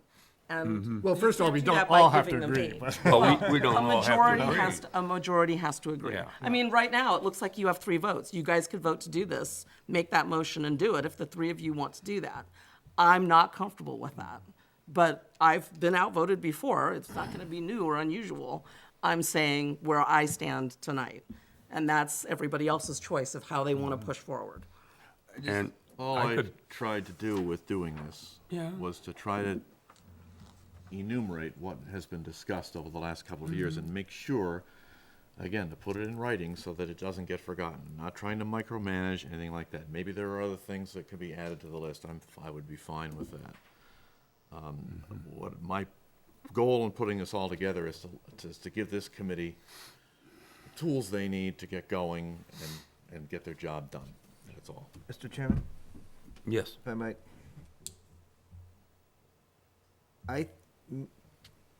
Here's my 2 cents. I think the mission statement is an excellent mission statement. It gives you the big, broad view of what you're doing, which is coming up with a plan to build a library. What the committee charge is saying, oh, by the way, if we're building a library with all of the stuff that goes into the normal library kind of construction stuff, I mean, the staff spacing, the, unassignable spaces, you want to resist the temptation to try and design the building in the committee charge, but what you're saying is, by the way, when you're doing the design, you need to keep these things in mind beyond the normal library design stuff, that these are the pieces that the architect or the committee should know going in, at the risk of oversimplifying it. But And I'm they're gonna- particular to Rockport. They're particular to Rockport, is but at the risk of oversimplifying it, and I don't want to get hung up in the builder to the architect conversation, but if you're designing a house and you happen to be, if you love to cook and a kitchen is a really important part of the house, don't you think the architect should know that going in, that, you know what, that the person that uses this kitchen, it's gonna have more of an emphasis, it's more important than the normal kitchen. Or that, they wanna make sure that when they have guests, they have a lot of guests, that they have an extra guest bathroom. If that's important to you, you should lay it out up front. Beyond, the normal design of a house is the normal design of a house. The normal design of a library is the normal design of a library, but there are components that have to go in there that make us unique. And what Ken has done is, what we've talked about is, these are the things that, beyond the normal scope of the library design, these are things that we want you to remember in moving this forward. And I think if we start making the list bigger, then you're doing the work of the committee and the architect. It's just, these are the things that we think we need to keep on, you need to keep these on your plate Okay. as you're working this forward. okay. Let's look at the tasks. The first one is to report back to us with how they're gonna proceed. we've got a meeting coming up. Our next regular meeting is January 11th. I don't think it would be appropriate to have them report back to us then. They're not gonna make However, before they proceed, we probably want to give them some more information. But when do we want them to report back to us, assuming that we form that committee tomorrow night? We have to appoint one of us to the committee. I don't think the library committee has appointed their member yet.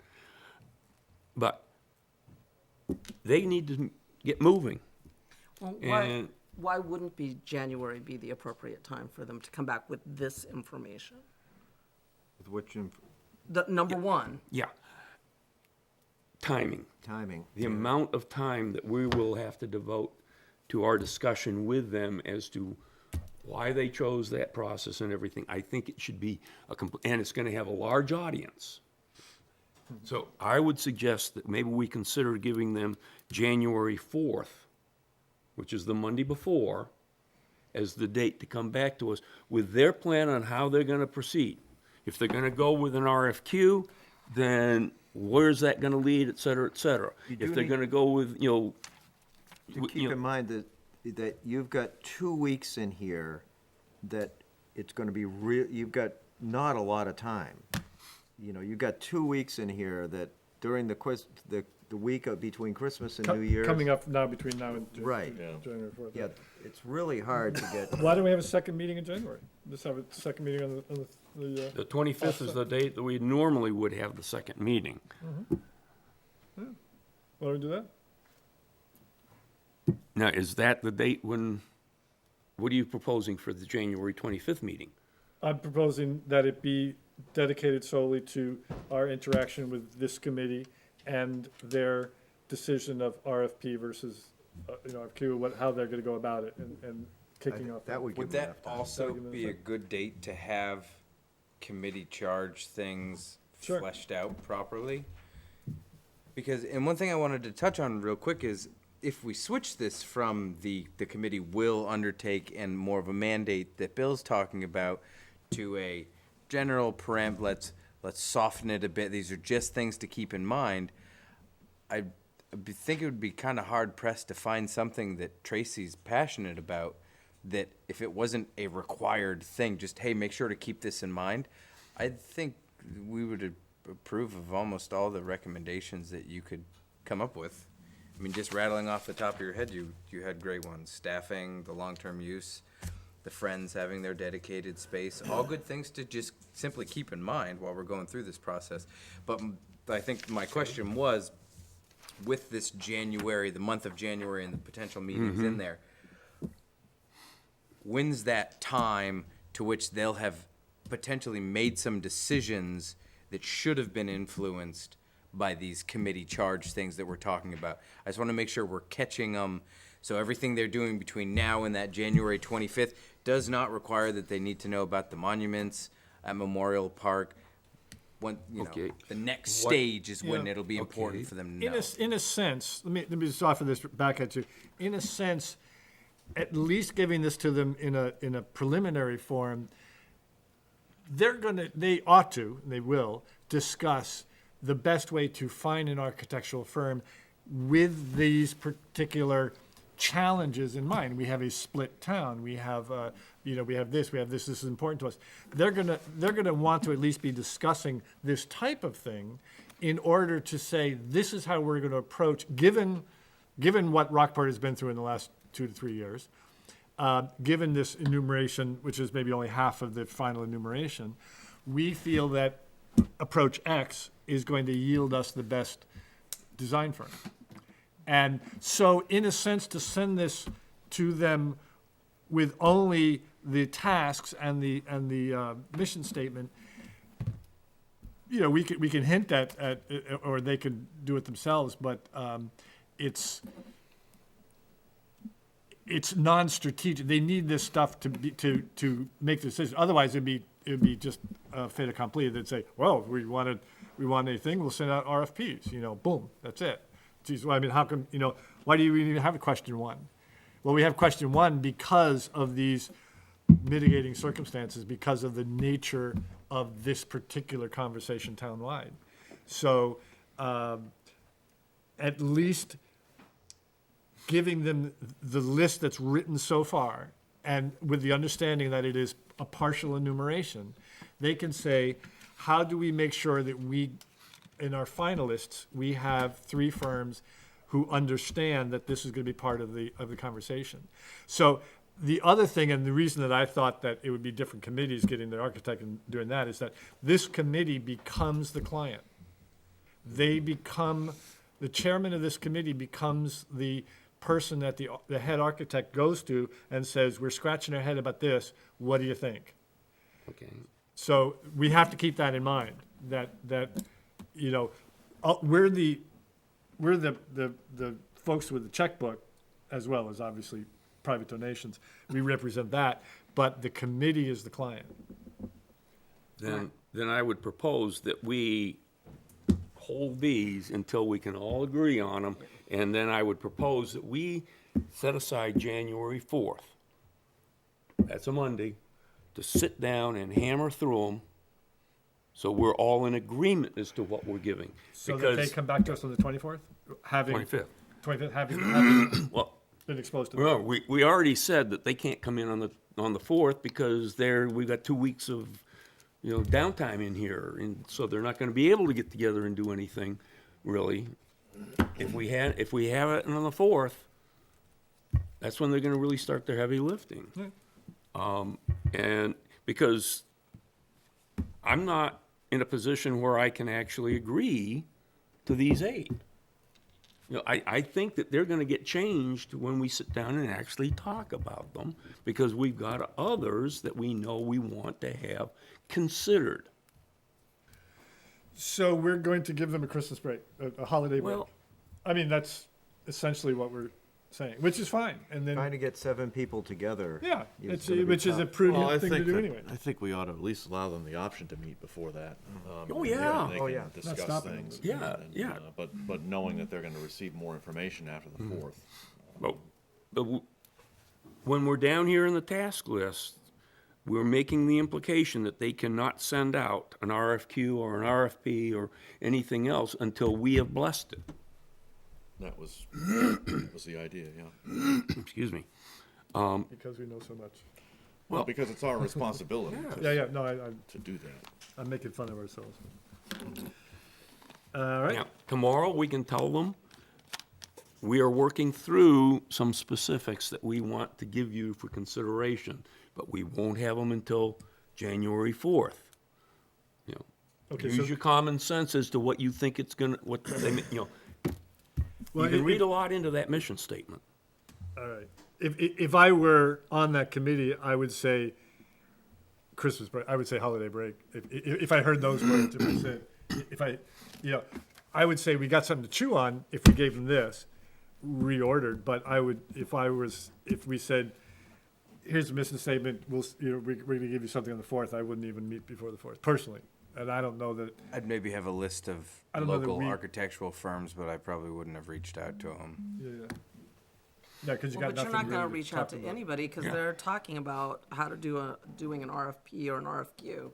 You're not talking directly to architects at this point.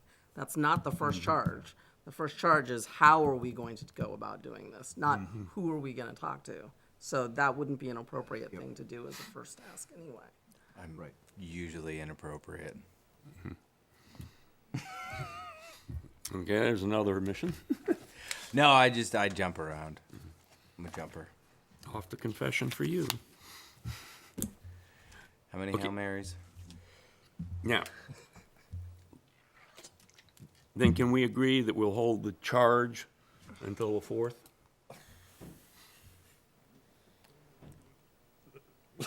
Are you meeting on We can vote on it and find out if we agree. the 11th? The No, 11th is our meeting. He's talking about having another meeting on the 4th. Yeah. I'm not here on the 4th. Right. Yeah, you don't need. You don't need to be. This is our meeting. All right? Well, and Actually, I thought you were back on the 3rd, but There's actually a small chance I won't be here. Oh. I don't know when my kid has to catch his flight. Good. I fly out on the 4th. I'm pretty sure I'm not here right now, so. Oh, and I don't think I'm going to be here for that 25th. yeah, The you said you got 25th, graduate yeah. school. Yeah, my kid has to head back, one of my kids has to head back the 4th or the 5th, and I'm not sure which. Right now, he hasn't sent me his copy of his tickets, so I don't know. Okay. Well, when you say he has to head back, does that mean delivering him to Portland or Or to Boston, to Take one for me. Boston? so I'm not sure. And I'm sorry, he hasn't sent me a copy of his tickets, so I don't know. Okay. Later on that week is fine, for me personally. Okay. I think just about any day that week, the evening for me is fine. I don't have anything else on here. 5th, 6th, 7th? 6th, there's something in this room. Yeah, well, there's the Camden, the Rock. Oh, it's on the calendar? Yeah, it's already on the calendar. Well, we don't need to meet in this room. We can meet at the town office. Are we gonna vote? Rather than it being a workshop? Well, if we're going to adopt them, that implies a vote. Okay. Or we can agree to them and then vote on the Monday, the 11th. Are we gonna release? I think- mean, the whole purpose of doing it on the 4th or the 5th or something early is that we're giving the committee some time to meet thereafter. Yeah. So, I think we should at least allow the possibility of voting. yeah, so let's do this. Okay. Let's pick the 4th or the 5th. We will change it if a member of this committee finds that they're unavailable. And I'll be gone one of those 2 days. I just Yeah. don't know which one right now. So as soon as you find out, you tell, and then we can agree. We'll take the other day. Okay?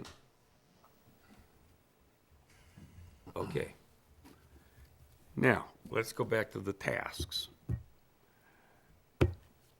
We've just said that the date for number 1 is gonna be January 25th. Do we have any problems with 2, 3, and 4? I don't have any problems with It's it. sort of And some of has this to is build off of what they decide on number 1, and we approve. exactly, and the way I wrote this was I mean, if they, maybe they only received 3 proposals, I don't know, and so maybe that, the number 2 is nebulous by design, because I don't know what they're gonna get. And I don't know how much, I could include public input there, but definitely, when you get to the final stage, then they absolutely should have extensive public input. So it's a little fuzzy by design. Okay, But I think at some point, I mean, basically, you gotta get down to number 5, which is their recommendation to the select board of the final choice. I'm sure they're extremely smart people. We don't need to put something in between 1 and 2 that says, once you met 1, do it. Okay. Well, 'cause they aren't gonna 2 send it jumps- anyway. It'll be Rick that puts out proposals. yeah, They'll put it together and They'll put it choose how together. they're gonna do it. Okay. yeah. And they might even help write the RFP or RFQ, but Rick's the one that's gonna actually Right. physically put it out there. And that's in the mission statement. Where does it say, I didn't see the town manager. And with information professional with assistance? professional assistance, that includes town staff, I think. All right. At least I read Well, that. yeah, they would have no authority to send out an RFP or an RFQ. Okay. Actually, we don't either, only Rick does, doesn't he? You're guy. Yep. the He's the purchasing of, yep. Yeah, so everything has to go through Rick anyway. Yep. If we're gonna make him do all that. Should we Okay. put a little, and approved by the select board on November 9th, and with town and professional assistance? Is it just being Why? way too wordy? Yeah. Well, I would have, Welcome to the club. I think, I don't want to, the mission statement we've approved, I don't want to monkey around Yep. with that, personally. getcha. And then point number 5, we have to have that recommendation back to us. Now, typically, August is the month that we have to set the warrant for November. Yeah, you're gonna need that this number 5, Yeah, design team, you're gonna need that back early Well- in order to meet July 1. You're gonna have some sort of a, rough preliminary. design A preliminary by Prelim- July 1. by July But the 1. final, You won't have a final even for November. You won't have a final design, no, not a final design, but at least but a final something choice is on the design. finalized enough that we can take it to the voters that will show where it is, what it's Number gonna 5. tend to look like, and how much it's gonna cost, so that we can say how much the bond is gonna be, and that the rest is gonna be raised by donations. All this is talking about is the design team. The choice of the architect that's gonna do all this to stuff. do- Yeah. do the Oh. work. March 1st written down. Right. Oh, okay, I was reading I it don't differently. know if that's even realistic, but if we don't have a team chosen by March 1st, or, I mean, maybe April 1st. Yeah. But then you've got May, June, I mean, it's gonna Again, take. if we're not approving and sending out the RFQ until the end of January, they're not gonna be able to have them back and totally evaluated and interviewed by March 1. It's only 4 weeks. Even with leap year. Right, no, that's just, I was March working 15th, backwards. yeah. March And I was 15th? thinking, March 1st is more, okay, I mean, like I said, I was more working backwards. I wasn't working forwards, I Middle was of working March? backwards. March 15th might work.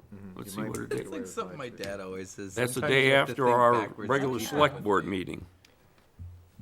Well, I mean, we can, I don't know, it can be a certain day of the March week or 14th, something. do it at the regular select board meeting, or do you wanna have a separate No, meeting? because we're just gonna, oh, yeah.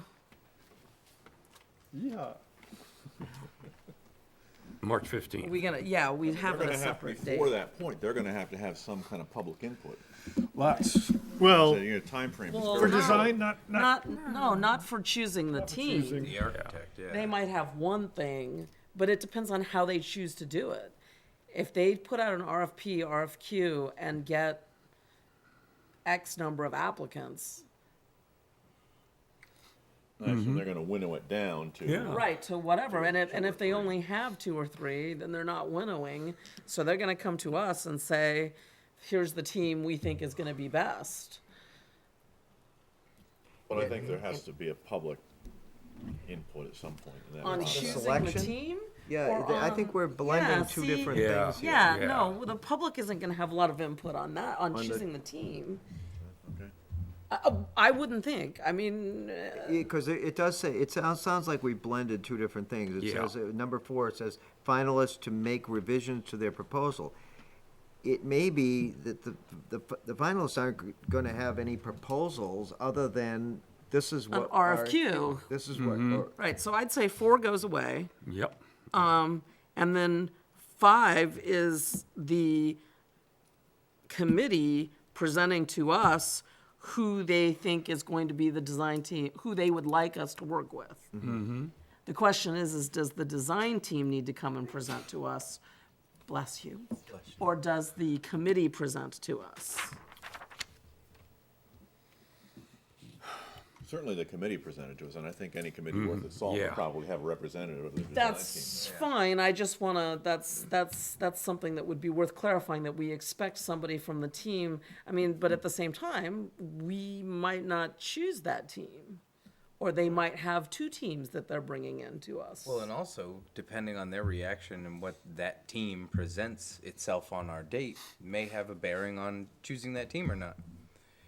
You guys okay. took the time to come here to the meeting and let us ask questions of you, and Well, I this think- design team did not. You know, in talking to number 4, I mean, once they get the finalists, I mean, it seems to me there's gonna be another level of scrutiny at some point Well, to make a decision between the finalists. but that's Is not. that part of their procedure that's that they're there. coming up with Yeah. at one? That's what we'd want to put that to them. Right. Because But I was do we gonna ask, when wanna- remember we were talking about test driving and having them do Right, but it depends on what the procedure Yeah, they yeah, yeah. choose. That's why I So didn't- if they choose to just do an RFQ, then they're just, we're not gonna start paying somebody at that point to come up with ideas at that point. They're just gonna come in and say, here's what we're able to do, which is what we want this committee to, And this is the initial task list. I think it's only, Right, it's right. appropriate just to carry it through what was .5, now .4, and say March 15th. And so that they will gives us come. time to determine how we want, things reported back to us so we can get it on the warrant. We need to make it clear, it's gotta go on the warrant in, November, the November warrant, which means we've gotta have the final decisions in August. So doing Tracy's awesome working backwards from that November, do we want It's to go gonna through be that really process? freaking tight. Yeah. It's gonna be very. We tight. know it is. Because if we choose somebody on the 15th, let's say Yep. we choose somebody on March 15th, part of the choice might be on how quickly someone could get started.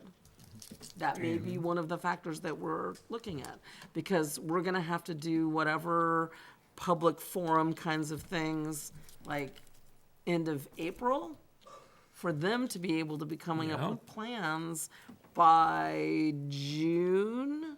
July 1, I would say, Yeah. at least an initial. Right.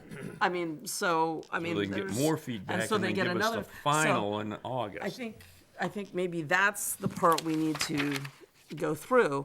If we choose them on the 15th, let's say, Or approve. approve, choose, whatever, we're going to expect them to start working with the committee, right? As soon as possible. We're going to expect some sort of a public meeting, like the end of April, beginning of May? Or is that, End of April? I don't know why it wouldn't. so that would be 6 weeks if you say end of April, right? Yeah, and actually, it could be earlier than that. Or earlier. Yeah. And then they're gonna continue to work, and then they're gonna have some sort of ideas, by the beginning of June? To have another round of meetings, or at least another meeting in June. Well, that's what I think we need to leave to the committee. Okay, so what, Just making sure that they understand, we need to see something July 1, so that we can then think about how it's gonna go onto the warrant, that we have to finalize in August. so we're going to expect some sort of a public meeting in April and another one in June with more elaborate plans for people to Yes. look at and have input into, so that we can get a report by when? We need the final report by August 1, So by, or August 8, I think, is a I don't meeting. know if this We helps need at all. enough of a, You need, yeah. enough so of a by design August the to 1st, hang our hat on. we need need, a we number to- need, cost Concept. estimates? Concept plan and cost estimate. Yeah, concept plan, Concept. yes, thank you, concept plan and cost estimates. Okay, so, like I said, working backwards, August the 1st, cost estimates and a concept plan. I just didn't know if putting all the months helped. July 1st, we're going to expect, I don't know what we expect, because I wrote that down and there's no Yeah. note. And public meetings Sort of of a some sort, semi. Preliminary designs. prelim design, Prelim, okay. and a public meeting in June, and a public meeting in April. Does that make sense? So part Does to of, me, how does it part sound? of our decision when we hire somebody is how soon can you, do you have the resources to commit to making this happen? Right, that was it. Well, and what do we do if all the good architectural firms say, no, we're Well, that's booked up? fine, we have to decide that, but if we don't have something to at least work off of, then we don't, we just say, oh, do this and get back to us when you're done? Well, yeah, I understand that, but I guess the question is, do we choose somebody who we feel is less than adequate just because they can get it done? I think we're gonna have to talk about that We'd have when to talk- we, yeah, that's a bridge to cross. Yeah, if we When we get get to there. that river, yes. The question I have, because the community input meetings are sort of big, broad things, they're not really appropriate for little tiny things, so I would say front and load those and put them in April and May, and then let them work all through June on the stuff that they have to work with. I wouldn't have 8 weeks between public input. because that kind of input is just really big, gross in the French sense of the word, large changes and large considerations. And, oh, Mr. Architect, Ms. Architect, you forgot to do something along these lines. Okay, big structural stuff. But none of our public meetings happen before, according to what I wrote down, even a preliminary design. Is that by our own design? Do we not want to, I remember when we were talking about the middle school, having a physical thingy that someone brings in and says, this is just kind of what we're thinking about, can really drive a discussion. So do we want to have a thingy to present Right. to the public for them to then tear apart during public meetings? Or is the sense of the public meeting to get the ideas that then get worked into the preliminary design? I don't, The difference being is that you're asking, it depends on how much of a leap of imagination you want the charrette to be. And generally, people want something to react to. It sparks them and they say, oh, I see what you've done here, what if? then we've got to do some, get that, because I've got preliminary design from whatever firm that we have. It's happened sometimes in July, but we have April and June as Oh, I'm sorry, yeah, I public thought, meetings. the public meetings I thought were post, were after a preliminary design. Let me back up and say, we can, once again, I'll say that crossing the bridge when we get there, we should map out a preliminary timeline, knowing that August 1 is when we want to have enough information that the voters can understand what it is they're voting on. We can map out a preliminary, but we need to be, and we want to be, open to dialogue with the successful bidder to say, okay, what is the best way of going about it? We're convinced that you understand the community because we chose you, and now let's work together. So that timeline I would submit to you is going to be subject to change So- because of those very questions. So we should stick with that in mind. We need something by August the 1st. Right. That has enough cost estimate and enough concept plan information for us to say, we could make this happen for whatever this amount is. We know we want, I'm going to throw it out there, we know we want 2 public meetings. I think we need to have more conversation about what we expect to come out of those public meetings. Because, if somebody comes in and says, well, I want it to be half that size, that's not really in line with what the charges we've given them. So we need to think about what kind of public discussion we're inviting. Can I respond to that? Yeah. Well, I don't know whether you mean to do that now or later, so that's why I asked, can I respond? Well, and no, let me finish my thought, and then, but we know we want at least 2 public meetings. How we couch those, we definitely need to do some more work on. And we will expect, what did we do? It's on the other page. So we're expecting to choose a firm around March the 15th, right? Let them get started, have 2 sorts of public meetings that we still have to chew on, and obviously the architect would have an input of, this is when we normally take public comment, then with the August 1st. Okay. Okay, so, Tell me if this jives with what you're thinking. Instead of July preliminary designs, we see if it's feasible to have maybe the preliminary designs.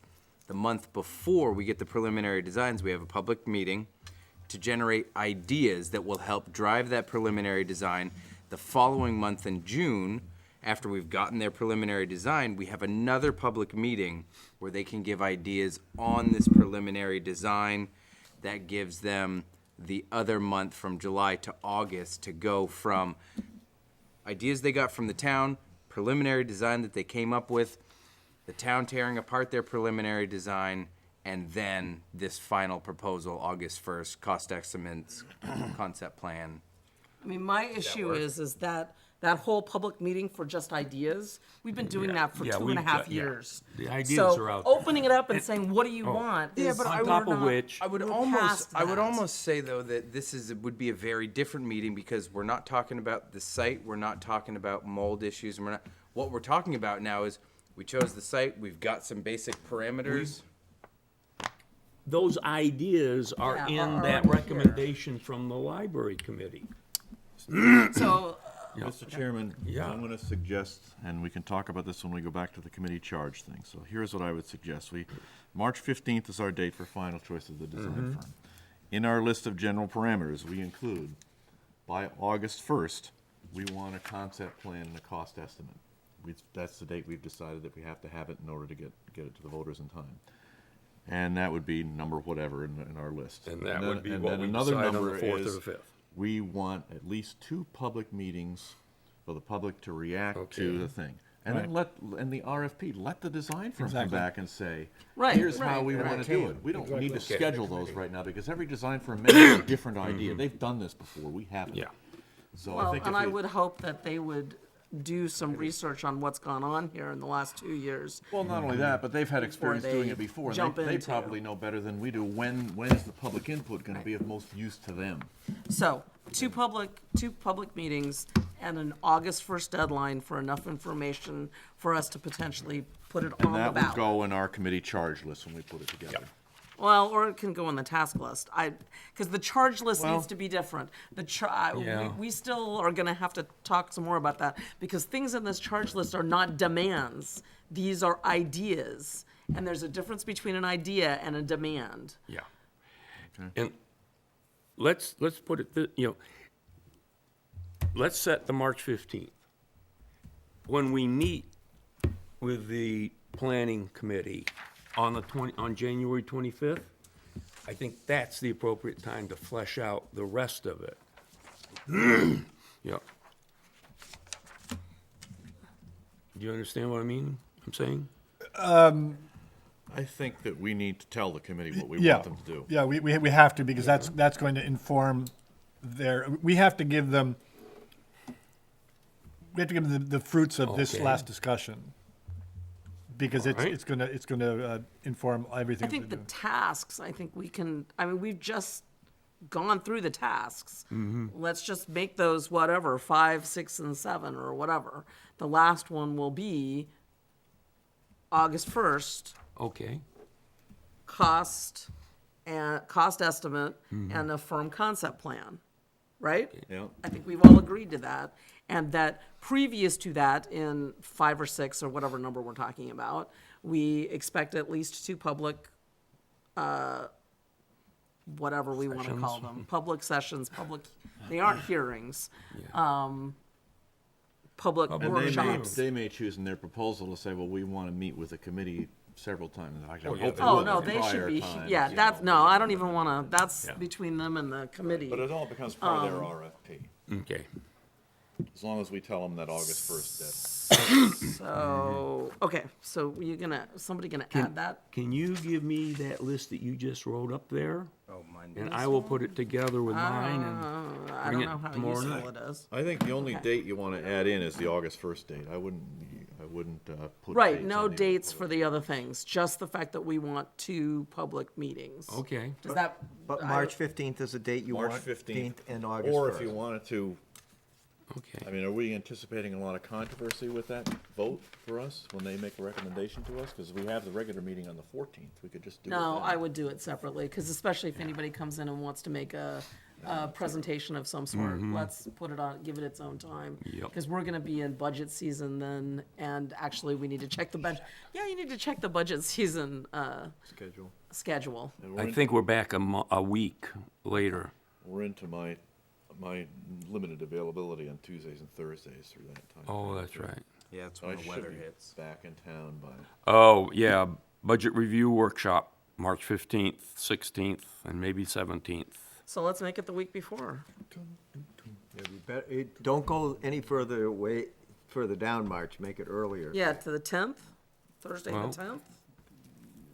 Thursday, the 10th. Birthday exemption. That, It's what? What? Your birthday? That your The birthday? day before. oh, You Yeah, don't get a Thursday the birthday 10th. exception. I don't Thursday ever, the I don't 10th. ever get a birthday. I used to. I think. Oh, I'm you're on away. vacation. American You're on Airlines, vacation. Every birthday. Well, You're no, teaching no. over at the Maine Maritime Academy, is what you Yeah, but I wrote. have 1 week in there where I'm gone. I think haven't that's even. Oh, well, you say Look, that's vacation spring on break. here Yeah, too. that's right. That's Yeah. the week. Oh. That's spring break. So it's not the, Cancun, it's not the Mexico. March 10th? Do we have, I have to do we have a start date? looking at dates for next year. I'm not ready for next year. But it's fast approaching. I know. You know, we'd have to push it back to the week of the 1st or back to the 21st. I wouldn't go any later. Yeah. We can't, so I'm there's. sorry, why is it we can't do it during the week of the 7th to the 10th? I'm gone, but. The whole week? Yeah. And we care about that because, I don't know. Maybe you Well, don't. I Maybe just you're gonna better say, off without me. I The week don't know. of the 14th is budget stuff, right? Yes, the 15th, So the week of the 16th, and 14th is, well, I mean, we could do the 17th, couldn't we? Isn't that our overflow day? technically, yes. is that a holiday that's, It's St. Patrick's Day. It is a holiday for those of us Should named be. Murphy. It is? Us Welsh people, we do St. David's Day. Okay, So March okay. 17th is the day? March 17th now. Okay, so this is gonna be the, oh, I don't even know. I'll just put select board here and I'll just show up. Okay.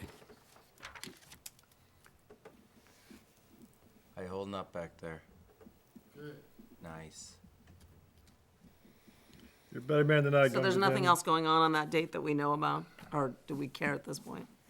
Not that we care. Don't care Oh, about no stinking. and guess so- what? Oh, that's right. Oh, The but we 17th should. is also says no Ken. Oh, during the That's day. that's in the after. It just won't have to start no earlier than 6 probably. But unless that's, it so, snows. this room is set aside for budget for that night, because she always sets Yes. aside all 3 days. Right. So that's what's going on here. Yep. Budget. He must be, Budget starts at what, 4:30 or, I mean, 5:30 or 6? Um, Can't remember. come on. We get the light snack, late supper at 5 to 5:30. So 5:30 is when we start. Yep. Okay.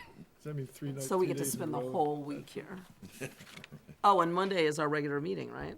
Yeah. Yep. So we'll be- Woohoo, 4 nights. days. Yeah, Anybody want to try for Friday too? we can find No. something. Yahoo. Okay, so we've changed the date now to March the 17th. Yep. And this is how This is all gonna get formalized into something that I can put on my fridge, right? Because I don't. Okay. Gonna have a calendar and every day's gonna have an X Oh, on it. God. Just be here at 7 o'clock every night, you'll be fine. I just really like it when Bill gives Okay. me the little printout of months in advance that goes. Yeah, the I didn't newest have a one, I chance take to the put it old one off the together. fridge. I put the new one on the I fridge. will have it emailed out sometime the next week or so. Okay. Okay, We'll so, get that out tomorrow. so are we voting on this? What are we doing here? Well, we've already voted on the mission statement. Yep. So are we voting on the tasks tonight? Is tomorrow night a regular meeting? Yes, because we're going to be. Because we're gonna vote at the end. Yep. Okay, so we could vote on those tasks tomorrow night? Yes.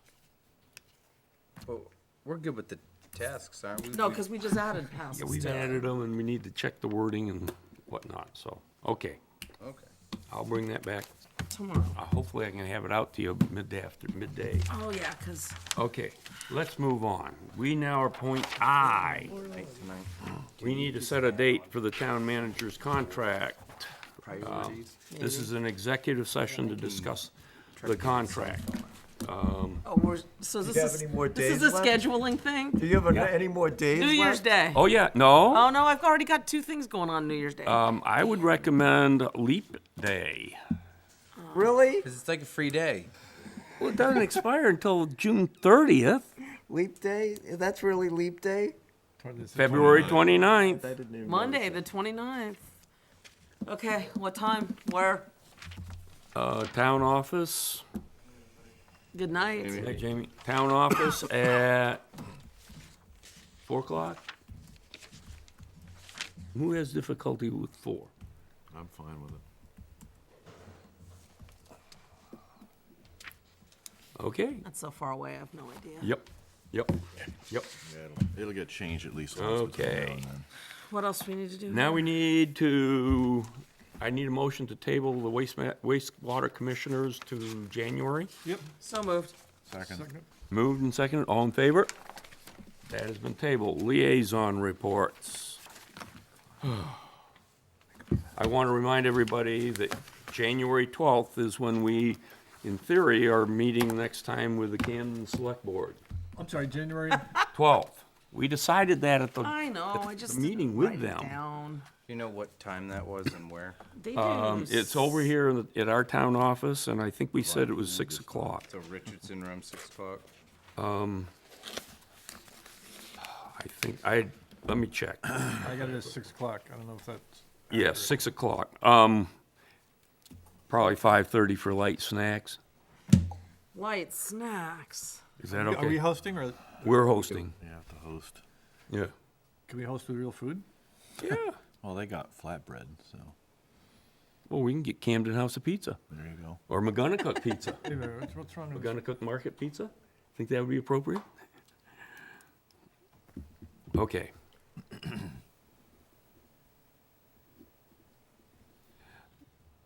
Who wants to go first on liaison reports? Mine's gonna be long. Mine's short. Why don't you go first? Planning board met last month with, to talk about MUBEC and had Carmen come in and give their, her presentation. It was very enlightening, I think, for, the planning board. I think they were really kind of, stunned by what they saw because it's pretty clear in their minds, for some of them at least, that those buildings that she was showing them, the commercial buildings, were ones that would have been approved by the planning board. And that what got built was maybe had nothing to do with what they had talked through. So it was an interesting conversation. We did have representatives from Rockland here, from their code enforcement. It was a good meeting, and I think it was very enlightening for the planning board. Okay. And that is archived on our streaming web so people can see it. Okay, I'm done. Okay. Oh, that's it. Okay. Ken? ORC has started their work. They too discussed MUBEC and they voted to recommend the building code but not the energy code. And the discussion was pretty much public safety and all the things that the previous meeting with Carmen, which was also very enlightening. It was pretty unanimous. It was unanimous among even from the naysayers. And there were some people who said, 2 years ago I wouldn't have supported a building code, but now I support it given what we've seen. So I think that's the recommendation we're going to get. As far as the energy piece, the reluctance to that is mainly because of the much higher cost of inspections, which we heard about in the meetings. But the general thought was that the information is available, and anybody who comes into the town office who's building a new structure, whether it's a house or a building, if they're interested in energy efficiency, then we would have the information available to give them. Here's what the recommendations are, but that the town would not be enforcing that. So. And they met last Thursday. I missed the meeting, but I did talk to Jamie. They worked on the downtown district, getting the height sentences. requirement, and the DEP issues with shoreline zoning. And the idea is there that other towns have successfully pushed back against the DEP for these things, where there are historical patterns of development. For example, our Central Street district, where the buildings are already 50 feet tall, and where we have working marine waterfront that's down there, and so that Jamie is going to look into that and see, can we work with the state. He said, Jamie told me that he just has to get the right wording for the state to accept what the town has already passed, and the ORC apparently agreed not to put another zoning amendment forward on that district based on the vote that happened last year and working through this DEP issue. I'm trying to remember one other thing. The West Rockport Fire Station, they started their discussion on that, and they'll continue that. They will meet again this Thursday, and then, as I said earlier, they will take a break because Jamie is away for training and then for the holiday period. So this next Thursday will be the last meeting until next year. Cemetery, I don't think cemetery has met since our last meeting. We're waiting to hear from Julie as far as a representative of the company that makes the columbariums to come and make a presentation to the cemetery committee about that. Ambulance Review hasn't met, although we did get a request from them by email to have another meeting at some point, and I don't know where that stands. Yeah, I don't know. They did purchase a building, the former Camden Printing Building in the, they call it the Industrial Park down there. Visual Park, Which yep. is a good space for them, actually. It means they'll be able to garage all their ambulances. It means that the response time for Rockport residents will stay fairly low, which is good. From all I've heard, the service has been fine, and we haven't had any issues with it. Had one little traffic snafu, I guess, there a couple weeks ago. I read that in the police report. The driver didn't see this big, huge white thing with all kinds of red slashes on it, slowing down in front of him. Conservation Commission. They're doing the walk, the easement walks tomorrow morning. I was supposed to go with them, but I don't know whether I'm going to because I'm sore throating and chest colding and all that kind of stuff. Now Two he new tells verbs me. from my They are still moving forward with putting together a public meeting on pesticides for the spring, where they hope to educate the public about the use of pesticides and probably bring in some landscapers and hopefully bring in some of the people from Home Depot, Lowe's type places that sell the pesticides. One of the biggest issues with the pesticides is not necessarily the big commercial applicators, because they have to meet all kinds of rules, but it's the individual users who go down and buy a product from Home Depot and then don't read the label and don't follow directions and overuse it, and then it gets down into the watershed. So they're going to put together a presentation on that. Doesn't Camden already do something where they've got an extensive network of where pesticide-free lawn? Yeah, they've done that. This is more in terms They of... get good results from that? I mean, they have a pretty map in the town office, but the problem with it is that you can have the pretty map, and if you have one landowner who's overusing, I mean, that negates just about everything as far as the watershed is concerned. And this is part and parcel of that whole Goose River watershed grant, too. When would they want to, now, what you're describing, it sounds like there needs to be a separate workshop, like what we were gonna have when they were gonna present about the water quality thing. It actually will be what they're planning is a public meeting, like Oh, okay. upstairs in the Opera House, where people will be able to, Oh, people will be okay. able to come. That's on and their it'll be own. advertised, Okay. it'll be on That's their on their own. I own mean, time. Okay. very welcome to come, but Yeah. the idea being to get information out to the public about the proper way to use pesticides and, various different, there's organic ways to do it. And Yeah. one of the members says, Okay. well, I just mix up soap and water and use this, whatever, so. They have not addressed us over this year. Now, a couple of years ago, they had the big complaint, we didn't know the budget was being developed, so we weren't able to put our input into it. I've hammered them on the budget. Okay. Yeah. I've said that, and they meet again later this week, and I've said, Okay. you've got to put a budget proposal together, so. Okay. Ask them also, when would they like to come in and address us? Okay. Like Pathways did tonight. I can do that. I will note that Bob Kennedy is away for the winter, Yeah. and being that his input is so key. April, May. Yeah, I think that's the Parks timeframe is we'd be coming, looking at. we have Parks scheduled in April, on April 11th.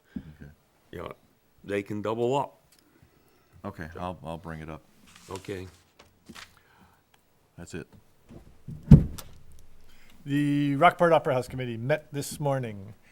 Their liaison finally got the sixth draft of the bylaws to them, and they seem to be finally willing to accept most of that. So they will vote on that at the next meeting. They discussed improvements here, including things you probably know about, but we now have two smaller size furnaces, redundancy and efficiency and all that good stuff. George Hazelton was working until midnight on the weekends, to get it done in the sort of time frame when it wasn't being used. There was an event down here for Island Institute whilst the heat was out, but they had electric heaters and that worked fine. I was here for an event where there was no heat too. And there was Last something select else. board meeting. Was that it? Okay, I think so. can't remember. It was a meeting I was It here. was one of our November meetings. Sorry. And so anyway, it was a short meeting because people were late and then they had to go. So that's Opera House Committee. The Harbor Committee won't meet until April. And the Zoning Board did not meet last month. Okay, thank you. Since you get the long one, I'm gonna step in here. I've already reminded you about the joint committee meeting with Camden. The investment committee is addressing us next month. I've already given them a list of things that I know we want to hear from them, one of which they reacted and said, well, didn't you also want to talk about green or socioeconomic, investing, things like that? So they're going to look at that too. The library committee meets 2 weeks from now, so they still are working on a number of things like fundraising. They're getting serious on that in an annual appeal. And you didn't mention it, but I will. Midco Solid Waste Board of Directors meets on Wednesday at 7 o'clock to finalize and vote on the annual budget that will be fed to all of the towns. And then I also saw from Jim that he wants to have another meeting on January 20th. So, yeah, I know. Because finance met last week too, yeah, you're right. Yeah. I do have one question. When do we want to schedule our next fiber meeting? We need to get moving on that one too, because if we're going to have a July vote. Right, someplace after the holiday. You don't want to meet on December 26th? Yeah, no. I've got to reach out to Chris. Mm-hmm. And I'll, We're waiting for something from them, right? Yeah. Well, we might be waiting for something. Yeah. Yeah, let's go with that. More details on what our funding options are. Right. Okay. Your turn, Owen. So just because you had in Legacy Rockport in your written stuff, you've got working with Simonton Corner Community College to evaluate the building and assist possible blah, blah, blah. Just wanted to let everyone know, December 19th, it's a Saturday. The Mallet Brothers are going to be playing at Simonton Corner Community Hall. It's going to be hopping. And that floor actually allows you to hop because it goes. It's like a big trampoline. But I've done a lot of woodworking parties down to the community hall, so it will be warm. Hopefully, we're done with the woodworking parties. So Parks isn't meeting anymore. They're tabled until March, right? But I know that Dave and company will still be working with Jamie on their Project Canopy grant, because that happens in their off-season, trying to get those funds and peg down what it is that they want to do with them. Pathways, we've kind of shifted to the Riverwalk. We had another guest speaker from the National Park Service. She's a local person. She's down Freeport-ish area. She comes up every couple of months to just be a good sounding board for ideas. And so we spent a lot of time talking about that particular walk, and something really interesting came from that conversation that I think just warrants a little bit of thought from us. So there's a lot of property owners along that river, many different ones. So if they want to put that walk in, they have to get a lot of easements. There's a lot of different easements, conservation easements. You can do trail. It's like just step under an easement, you get a trail permission or something like that, which means the homeowner can revoke it whenever they want. But one of the discussion points was, how do you make it a little bit more enticing for a landowner to allow an easement on their property? And so we were kind of throwing some ideas around, and I know that the state and federal provide certain things for like conservation easements on their level, but is there anything that the town can do on their level to also make it a little more appealing for someone to say, yes, it's fine, you can continue your trail through my As in a property? reduction of property taxes? And so that was the question is, can you do a tax relief on the town level as a kind of ratio or a percentage by the actual... This is in Camden, though? This is in Camden, but I think that it would warrant just a little discussion on our end, and I also think, especially because of the cohesive nature of the joint Pathways Committee, Right. that if there was a way... It's not a decision that this board needs to make anything of, correct? I don't know. Well, if we were to investigate, So this is, Alteration generally of speaking, what I was thinking and what came up in the conversation.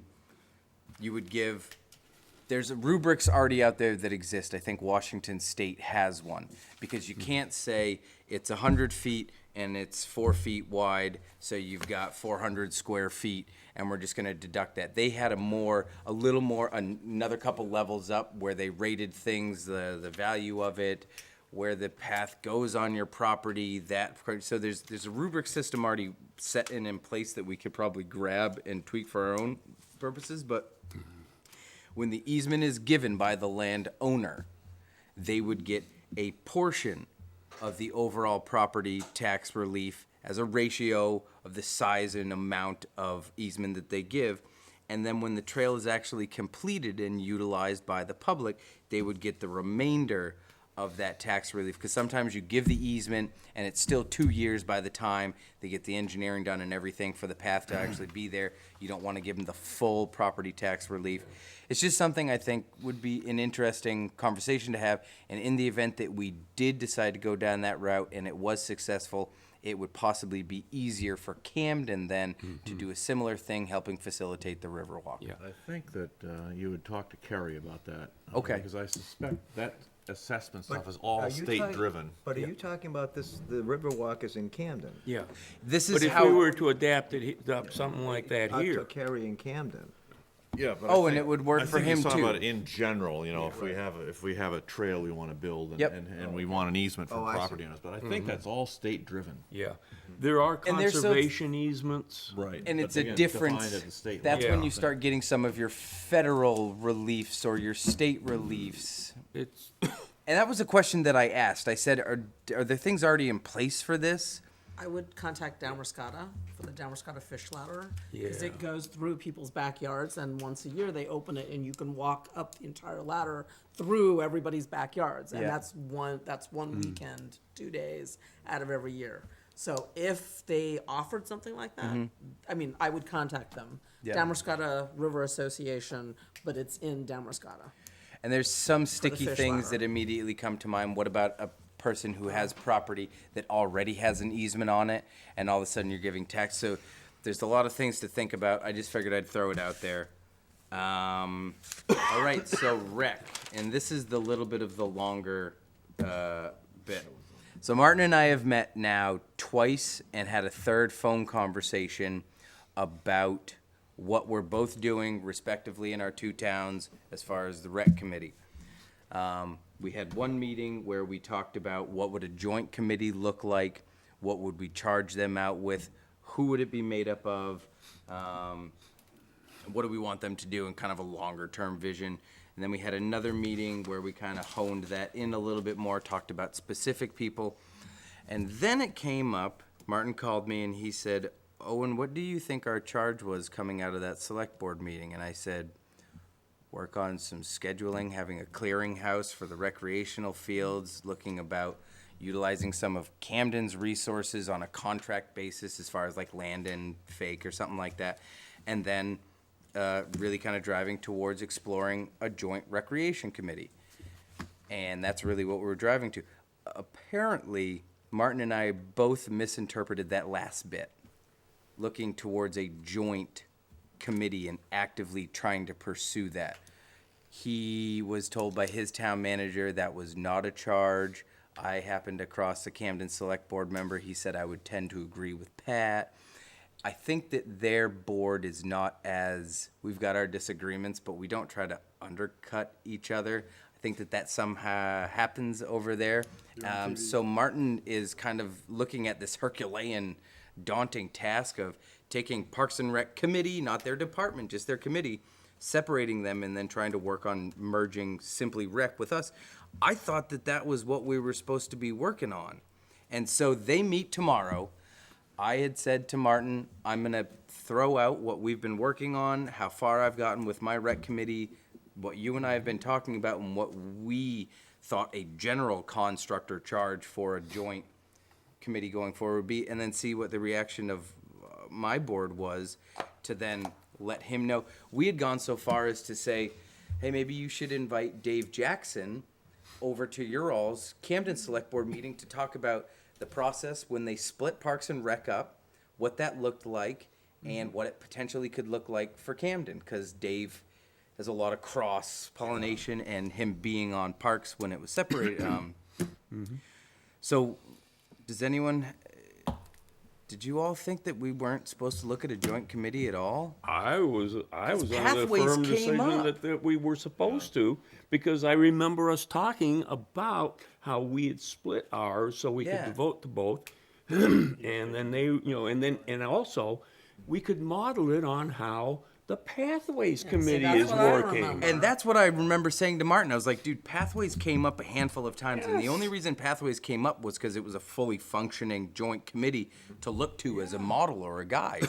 Yeah, I think so too. Okay, I mean that, and it's something that I'm hoping. I mean, the difficulty is that their recreation committee has always been very different than ours, because they have recreation staff and we don't.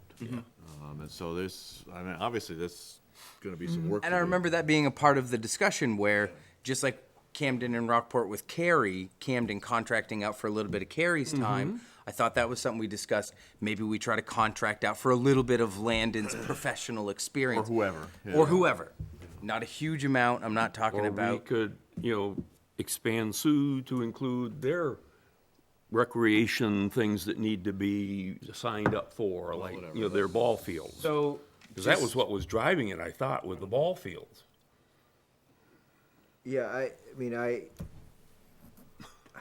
I wouldn't go there. I mean, we do not have we don't have a functioning rec committee here now. Yeah, We need to yeah. get that I'm going. dang close. But I thought that Have you dang have you close. contacted the 3 people I gave you? No, because I thought that they were going to be more of an advisory type thing. I didn't know that those were active, want to be voting member committee people. So what I've been doing is Harry Podowski, a younger, active, college grad, Cornell, smart guy. So him, I've got John Anders, who does a lot with mountain biking.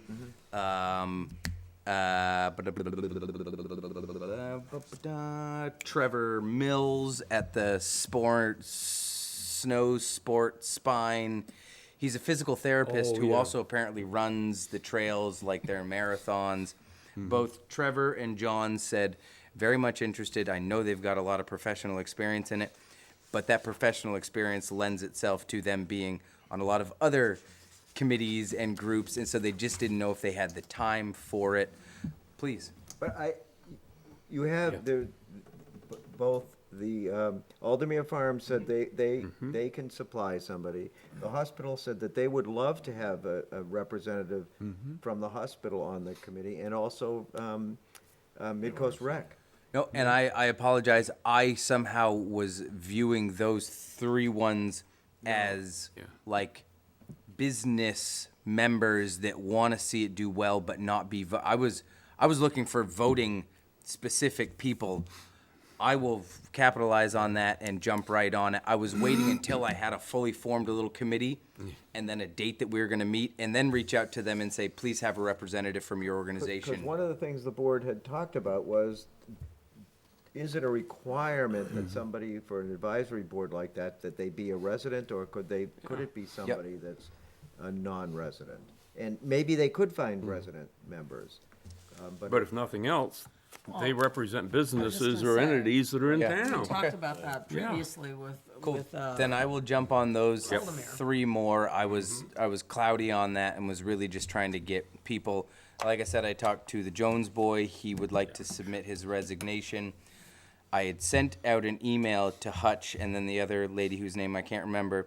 I heard no response. Finally looked at my stuff and realized it was still in my drafts and I hadn't sent it. So I sent it again about a week ago. Still haven't heard from them. Called Hutch today. Couldn't get in touch with him.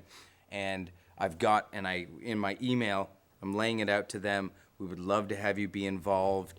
You get first stab at it. But if you think that you would like to resign and open a seat up for someone who maybe has a little more enthusiasm, please just let us know. Briefly, so Martin and I were talking about of a joint committee, if it ever gets to that point, 4 voting members from both towns, 1 alternate from both towns, staff representatives, so probably Karen Brace on their end with Landon Fake, Jamie, and Mike Young from our end. Charge. promoting all ages recreation and recreational opportunities and utilization of our recreational spaces. That's your one sentence, what it is. So looking at opportunities, the existing opportunities and possible opportunities, our spaces, the existing spaces and what spaces that we need, scheduling and inventory and availability. And then we had also expanded it to a 4 years from now perspective. We would love to draw in some of the other smaller but close communities that have resources, because I really picked up on when Tracy said clearinghouse. I thought that within striking distance, not limiting it to Camden and Rockport in the longer term vision.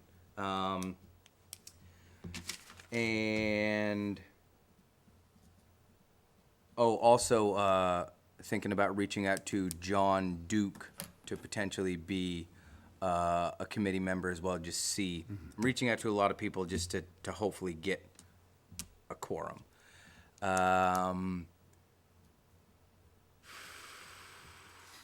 Was there anything else? Actually, his wife is a PE teacher.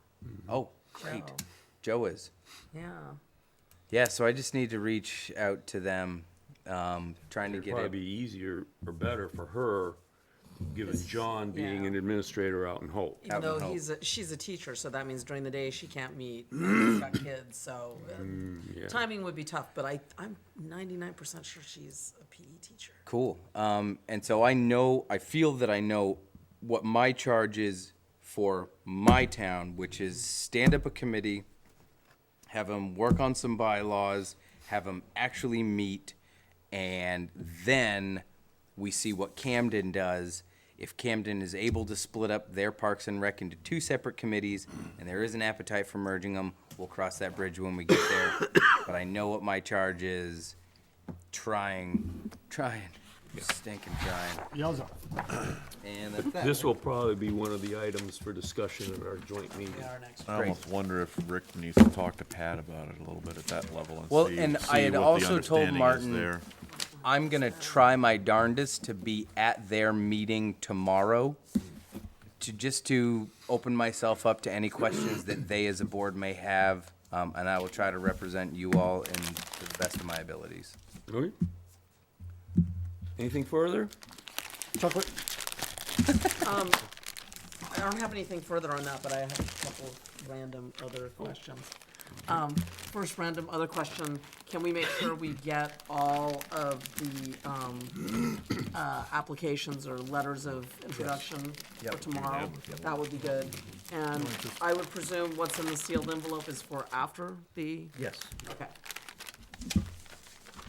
Those were my 2. Okay.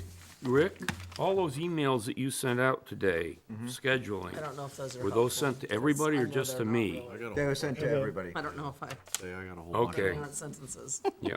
Oh, no, for the scheduling for the people? Yeah. No, they were just sent to you. Oh, okay, but their applications, Those were supposed to go out to everybody. Apparently, I didn't get them all. you know, because I've got, The no, that's- scheduling, I just copied you when I made, is Yeah. when I made the What appointments time for are we people. meeting tomorrow? Making 6 sure o'clock? that we're 6 p.m. setting up the actual Town office. architecture Right. to Until expand 8-ish on. or so? Well, we've got 7 applicants. We should, if we stick to our 10-minute time frame, But then we we've should got be the- done. Then we can meet, discuss and vote on which ones we want, and then we go to the executive session. So, yeah. At least 8. Time do we start tomorrow? 6. 6. All right. Oh, Yeah, the applications you sent out Feel to yourself, all my of us. I man. have it, I have 5 o'clock written down. Oh, let me double check.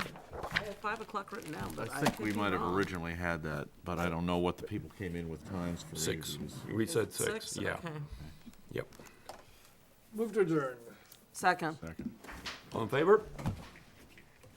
Okay, Anybody now else- you know. Is anybody else going to Lincolnville tomorrow for first aid?